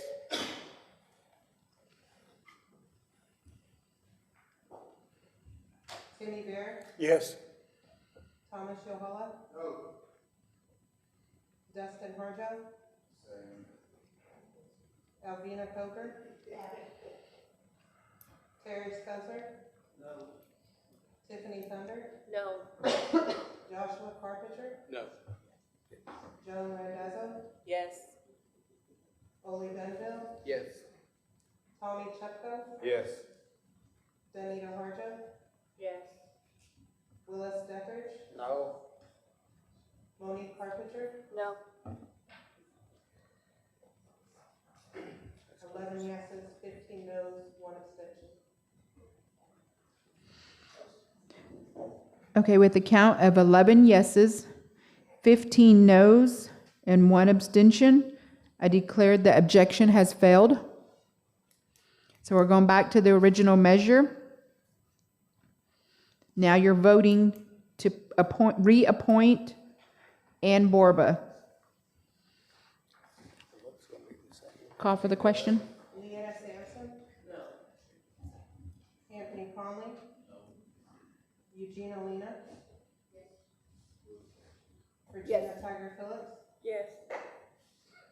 Anastasia Pittman? Yes. Terry Edwards? Yes. Ida Gonzalez? Yes. Siobhan Harjo? Yes. Leon Petit? No. Rick Deer? Yes. Patricia Kishkaton? Yes. Karen Fulbright? Yes. Ann Borba? Yes. Glenn Colonel? No. Timmy Bear? No. Thomas Yohala? Yes. Dustin Harjo? Yes. Alvina Coker? Terry Spencer? No. Tiffany Thunder? Yes. Joshua Carpenter? Yes. Joan Randazzo? I want to vote yes, but my band said no. Coley Gunn? No. Tommy Chupko? No. Danita Harjo? No. Willis Dethridge? No. Monique Carpenter? No. 14 yeses, 13 noes. Yes. Mayor abstentions. Okay. With a count of 14 yes, 13 noes, and 0 abstentions, I declare Ann Borba has been reappointed. Okay. Next, moving on, TR 2025-134, a tribal resolution of the General Council of the Seminole Nation of Oklahoma approving the appointment of Terry E. Spencer to the Seminole Nation Trust Fund Management Board. I ask for a motion. Petite motion and Pittman second. He had his hand up behind you. Okay. And Mr. Spencer, take it away. It should be slide up.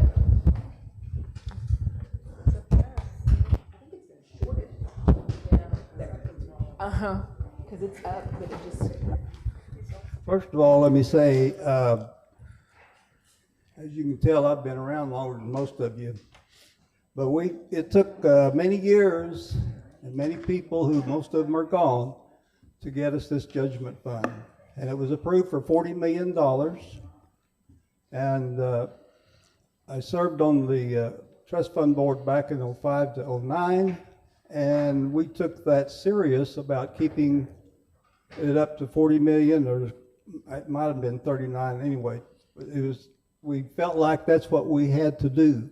And so we made some difficult decisions back then and made some cuts just to keep it where we wanted it. Now at that time, and a couple of us made trips to Albuquerque, and the bureau there is the one that handled our money and did all the investing, so I'm not sure what they're doing today. But that's just a short, you look at my resume, probably don't have a lot of, quote, finance, accounting, and all that, but I've been involved in it all my life. In my profession, I chose to work with high school and college kids, but I've always been, I was president of our Teachers Association in Mustang for a few years, and I've been involved in that, and we always looked over school budgets every year and would make recommendations to the school board, church finance, trustees. I've done all that stuff, but again, it's not on my resume. But I would just like to see if I could help again, because this is for our people and our young people and our seniors, and to see if we can find some way to bring that number up. Questions? Any questions? Representative Lena? Well, I did have a question, but he kind of answered it. Did you still want to stay on this board? Yeah. I do want to be on this board. Okay. Any other questions? Ms. Fulbright. Terry, I appreciate you applying for this position. I know you kind of was reserved about it a little bit just because, like how we vote, like I said before. But you have history with the tribe. You know about Judgment Fund. That's what it takes, somebody knowing our history. And to me, that's what matters to me. So thank you for coming forward and taking on to be in that position. I appreciate that. And I will end with, I know all these committees and boards have requirements, and there's times maybe we can't find someone to meet that requirement you're looking for, but guess what? You can learn pretty quickly, and you can be a positive asset to a committee or board, even though you may not have all those other titles. You can grow and learn. So I'd keep that in mind, because again, we have a lot of positions to fill. Thank you. Mado. Okay. No other questions? Roll call, please.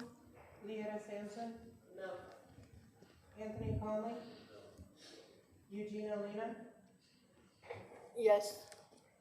Regina Tiger Phillips, Yes. Anastasia Pittman, Yes. Terry Edwards, Yes. Ida Gonzalez, Yes. Stephane Harjo, Yes. Leon Petit, Yes. Rick Deer, No. Patricia Kishkacom, No. Karen Fulbright, Yes. Ann Borba, Yes. Glenn Connell, Yes. Timmy Bear, No. Thomas Yahala, Yes. Dustin Harjo, Yes. Alvina Coker, Terry Spencer, Yes. Tiffany Thunder, Yes. Joshua Carpenter, Yes. Joan Randazzo, Yes. Ole Gunville, Yes. Tommy Chupko, Yes. Danita Harjo, Yes. Willis Dethridge, Yes. Monique Carpenter. Yes. 22 yeses, 5 noes, no abstentions. Alrighty. With a count of 22 yes, 5 noes, and 0 abstentions, I declared that measure had passed. If we can get somebody to apply ASAP Monday, we'll get it out on the agenda and we'll try to get you some help.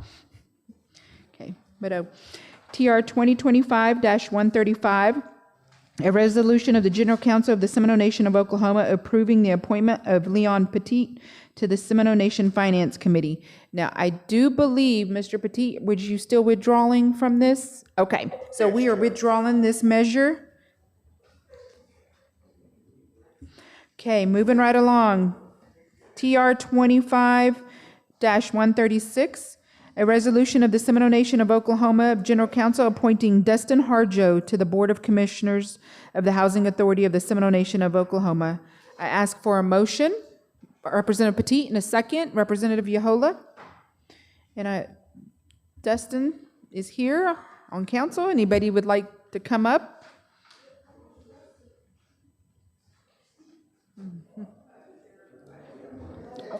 Yes. Is this position, does he qualify for the position that he's applying for? Like, doesn't somebody have to live in housing, or somebody has to be on council? They have to have one tenant and one council. The rest is open. So he's gonna be filling council? Yes. Oh, your council, then he's just a member. He's just a member, okay. What we found out was Lisa Cobb, Miss Cobb has resigned. And she was just an open member. Okay. That's right. Your council and the tenant is Cherie Deer. That's right. And then the other are just members. Okay. Yes. Mhm. Do you know what time the Housing Authority meets at 5:30? No, but, apparently at 5:30. And where do you live? Where do you live? Point of order. Muskogee, Hold on.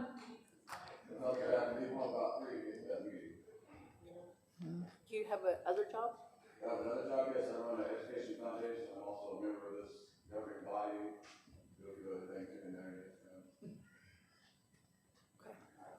Oh. Oh, I heard.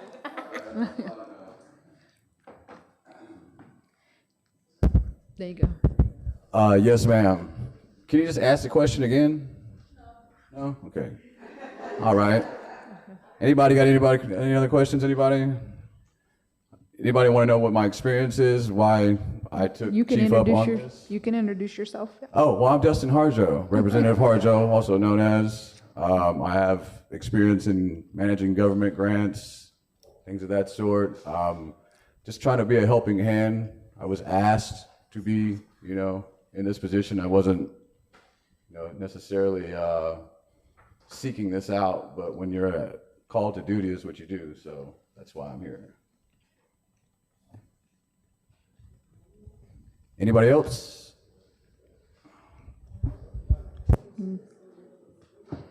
Okay. Nobody else? Okay. Call for the question. Roll call. Leanna Sampson. Yes. Anthony Conley. Yes. Eugene Olina. It's a no. Regina Tiger Phillips, Our band voted no. Anastasia Pittman, Yes. Terry Edwards, Yes. Ida Gonzalez, Yes. Shabazz Harjo, Yes. Leon Petit, Yes. Rick Beard, Yes. Patricia Gishticum, Yes. Karen Fulbright, yes. Aaron Borba, yes. Glenn Colonel, Yes. Timmy Bear, Yes. Thomas Yohala, Yes. Dustin Harjo, Alvina Coker, Terry Spencer, Yes. Tiffany Thunder, Yes. Joshua Carpenter, Yes. Joan Randazzo, Yes. Ole Gunhill, Our band said yes. Tony Chupko, Yes. Danita Harjo, Yes. Willis Dethridge, Yes. Monique Carpenter. Yes. 24 yeses, 2 noes, 1 abstention. With a vote count of 24 yeses, 2 noes, and 1 abstention, I declare that measure has passed. We're moving on to TR 2025-137, a resolution of the General Council of the Seminole Nation of Oklahoma approving the appointment of Samantha Shepard to the Seminole Nation of Finance Committee, and this has been withdrawn as well.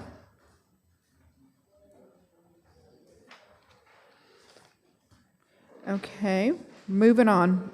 TR 2025-138.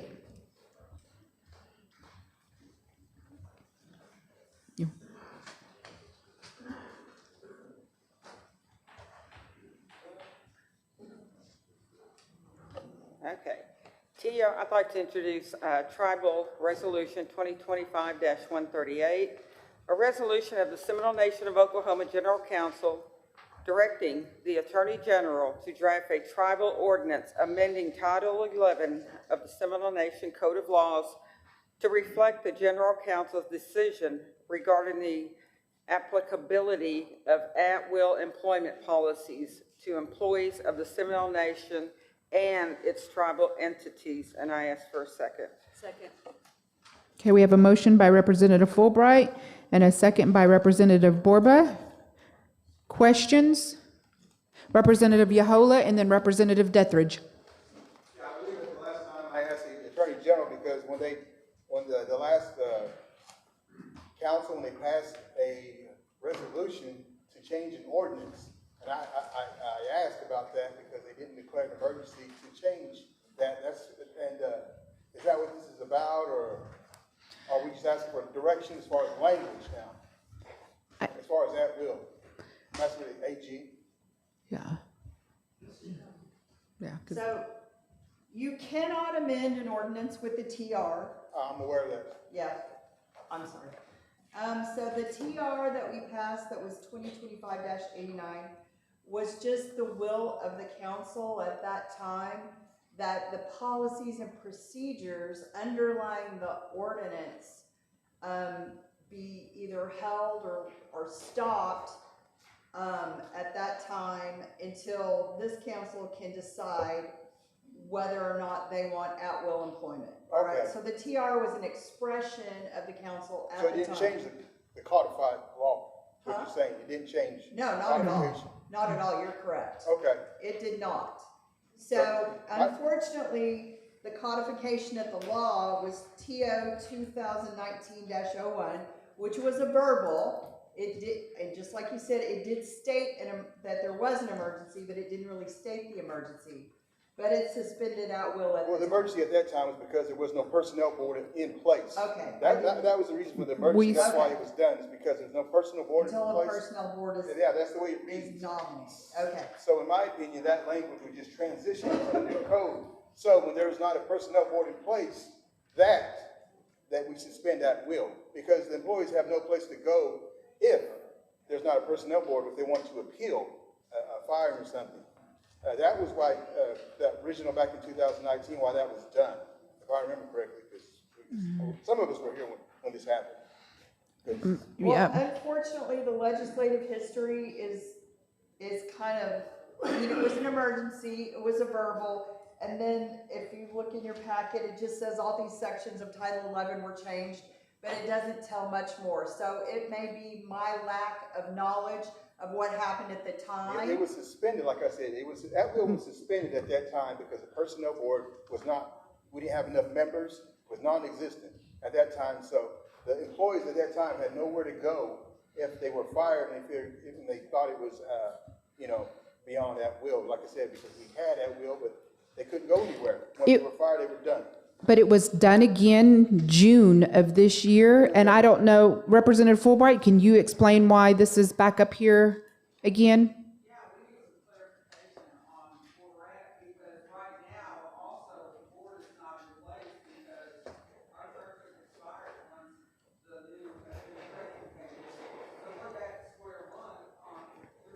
So you're looking for language as far as what? Guidance? Is that what you're saying? Yes, we need guidance from this legislative body on what to do with that will. And so, so are you saying that TO 2019-01 is in place every time there's no personnel board? Because then there what? I would like to see that. That's what I'm saying. Anytime there's not a personnel board in place, that will would be suspended because the employees have nowhere to go now.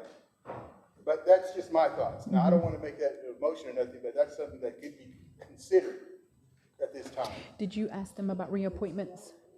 Oh, it can be there right now, I'm saying, but I'm not making that motion right now because people's going to take it back and discuss it. So if we need to make amendments to Title 11, we need this body to suggest what amendments need to be made.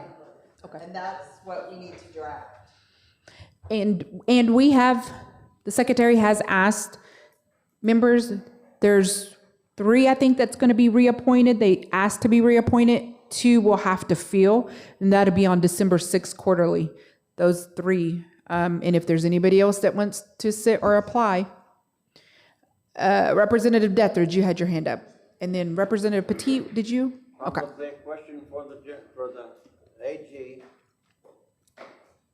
Do we have that will right now? And is that will, does that mean that if Chief Yeslett doesn't like somebody, she can come in and say that your performance is inadequate and this is your last day? Is that what that will is? In general, that is what that will means. You can be fired for any reason at any time without any administrative due process.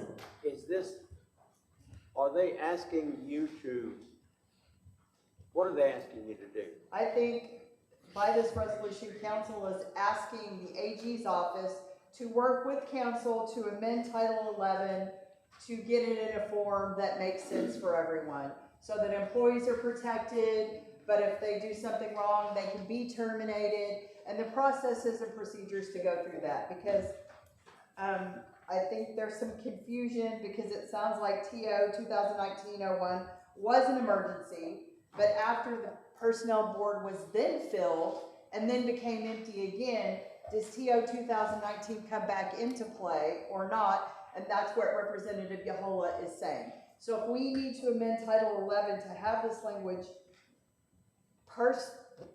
permanently,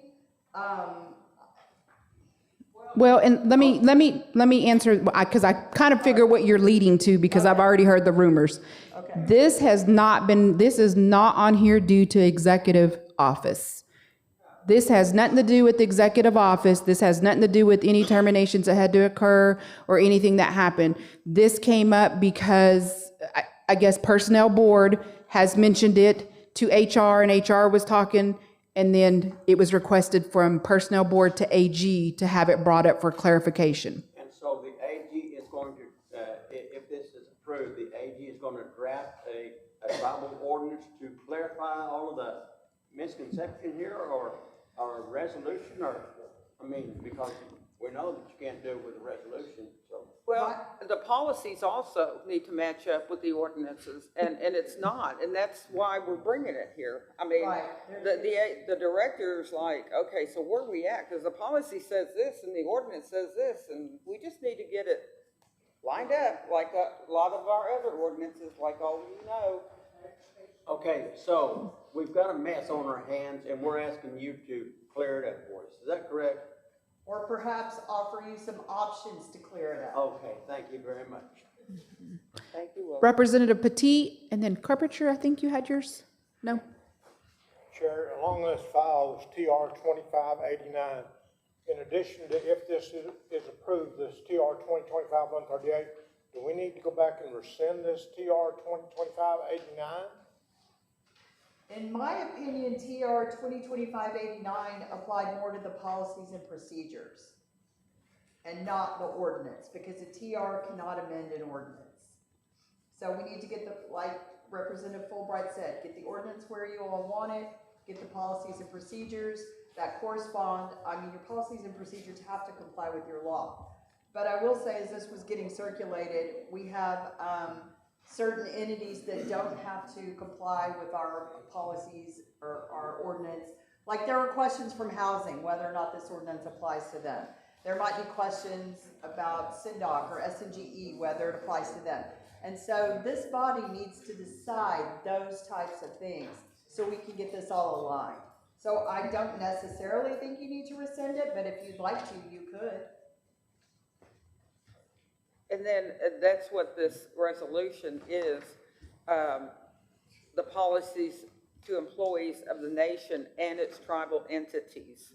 So it's clear on the resolution. Okay. Well, I guess our question was mainly is if we do come back and or change the ordinance regarding that, 942. then will that require a vote at that time The last one. to rescind this resolution? You don't have to. All right, ask me that again. I wasn't following. Okay. When you bring your recommendations back to change the ordinance on this thing and add all this, we need to get everything compatible with one another, all the entities and everybody to be under the same blanket.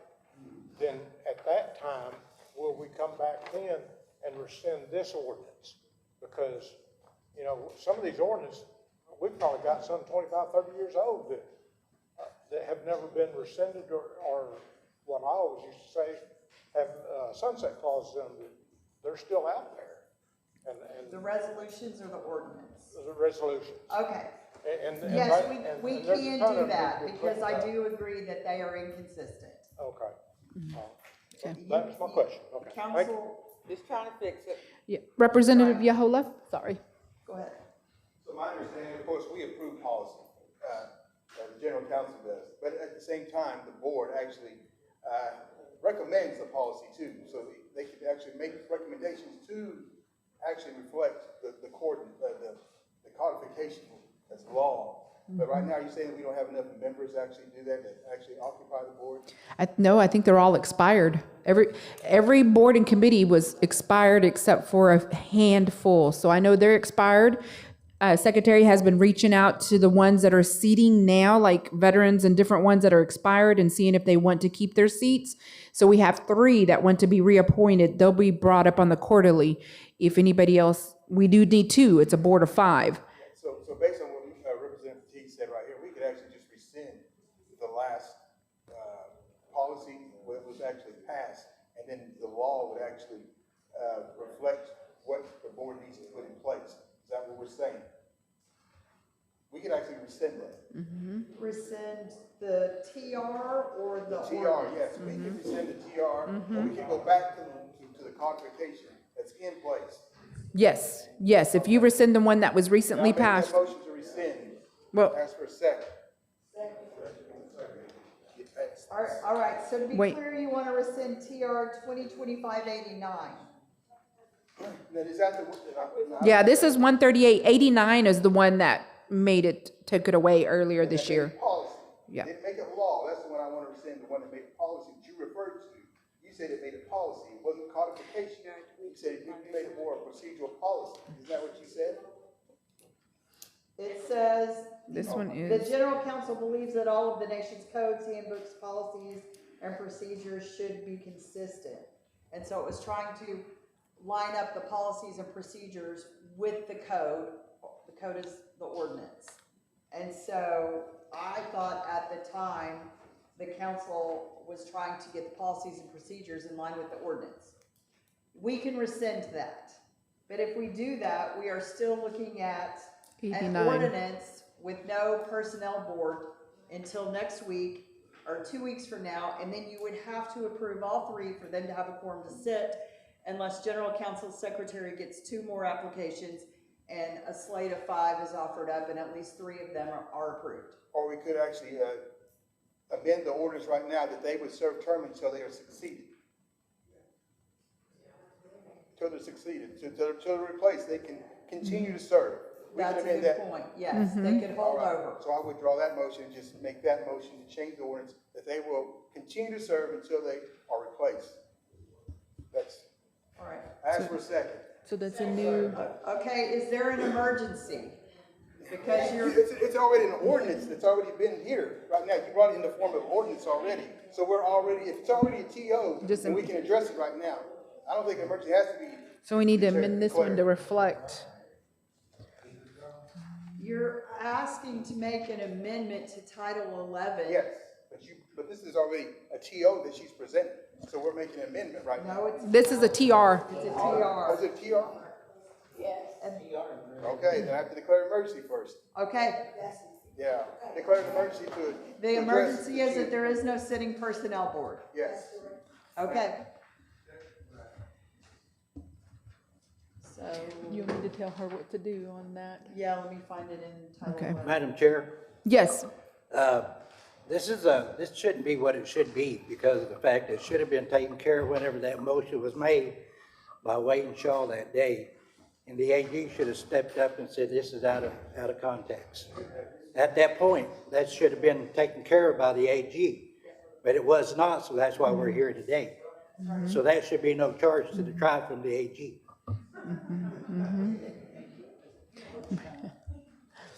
any other questions? Okay, Madam Chair. yes. Representative Pittman? Thank you. If we make this an emergency to the TR, it goes into effect immediately. So she's looking for a place in, Title 11, is that correct? Yes, I am. Yes. Okay, so when we find that, location to replace in Title, 14, are we also making the correction that every time there is a non-functioning board, that we suspend the at-will? It's not at this time, or is it included? Okay, that's what I'm trying to clarify the motion. We made 2 separate motions, and we got seconds on both of them, so that's why I need the motion to be restated. Just for clarification. So seeing we have a motion on the floor for this one, what do we need to do to? So it will be an amendment, an emergency amendment to section 11-2-202. The Personnel Board shall consist of 5 members of the Seminole Nation appointed by the Principal Chief and confirmed by the General Counsel. The term of office shall commence on date of appointment and end September 30th, 1997, and every 4 years thereafter. And then at that point, we could add any member may hold over until their successor is appointed and confirmed. Is that how you'd like it to read, or something very similar? Yes, I just wanted clarification as to what, hold over until their succession? Until their Successor successor is is appointed appointed. and confirmed by General Counsel. Okay. So it would be appointed by Principal Chief and confirmed by General Counsel. Representative, I'm sorry. Representative Fulbright and Representative Borba, you accept that amendment to TR 2025-138? Okay. Okay, everybody have that down. Representative, We have motions on the floor. We have the TR 138 is on the floor. and then we have an emergency to amend a title, a TO. Well, we do. So we have TR 2025-38 motion. No, we have to have two changes to the force. Right, but there's a motion on the floor already for the TR. But they have to withdraw this if you're gonna vote on the emergency first. You have to withdraw that motion. Mm-hmm. Because your motion came first. And I guess. Okay, so, Amended ordinance is not a friendly amendment, she's right. okay. All right, So we need to withdraw TR 2025-31.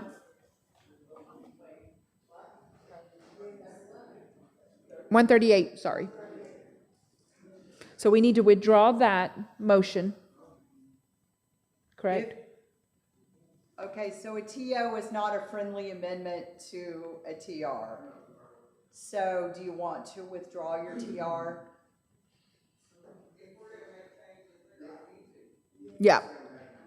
Okay, so we're withdrawing TR 2025-138. And Representative Borba agrees to withdraw? Mm-hmm. All right, and then we have the emergency TO. Okay. Now, TO, but that emergency TO was by Representative Yahola. And who seconded? Who seconded that? Representative Pittman. Representative Petit? Chair, because we're getting close to 10 o'clock, I would Yes, ask this- that we bring this to a vote so we can conclude Yes. it Mhm. at the proper Ye- time. yes, Yes. yes. That's all I wanted to comment on. We need to get the Yes. conversation over with and get the vote done. Thank So, you. TO, do you know what TO it is? Let me see. Did we? TO.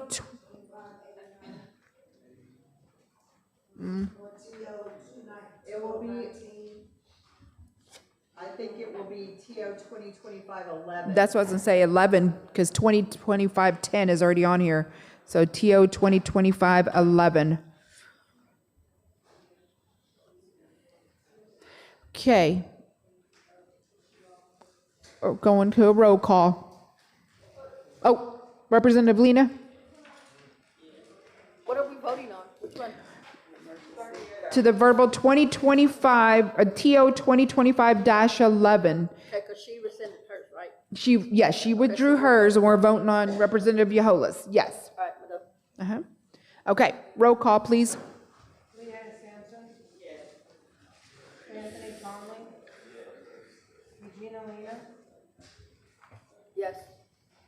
Regina Tyler Phillips. Yes. Anastasia Pittman. Yes. Terry Edwards. Yes. Ida Gonzalez. Yes. Juan Marvell. Yes. Leon Petit. Yes. Rick Deer. Yes. Patricia Fishton. Yes. Karen Fulbright. Yes. Ann Borba. Yes. Glenn Colonel. Yes. Kenny Bear. Yes. Thomas Yahola. Yes. Dustin Harjo. Yes. Alvina Coker. Yes. Terry Spencer. Yes. Tiffany Thunder. Yes. Joshua Carpenter. Yes. Joan Randazzo. Yes. Ole Dunhill. Yes. Tommy Chepko. Yes. Danita Harjo. Yes. Willis Deckridge. Yes. Monique Carpenter. Yes.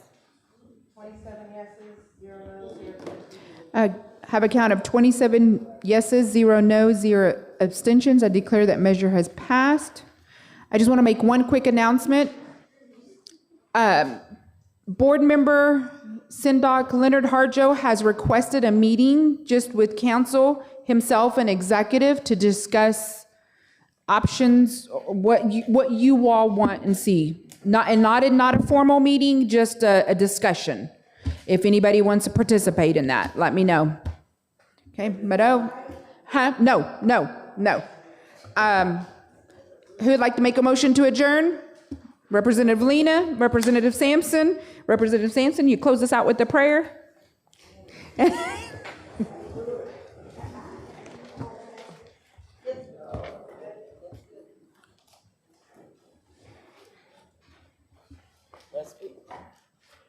Father God, we come before you this evening. We thank you for all the wisdom, knowledge, and understanding that you have passed before us this hour. Father, we ask that you keep us close and near to thee. Father, we ask you for your wisdom in going home tonight, and watch over us and protect us in all ways. Those who have lost their loved ones, Father, would you please comfort them? Father, also we ask that those who have hard hearts be softened, and those with the soft heart be with wisdom. And Father, we give you all the praise and glory in everything that you do with this tribe. We ask that you mold us, break us, and bring us back to the dust so you can rebuild us up again to be who we always have been. In your name, Jesus' name, amen. But everybody be careful.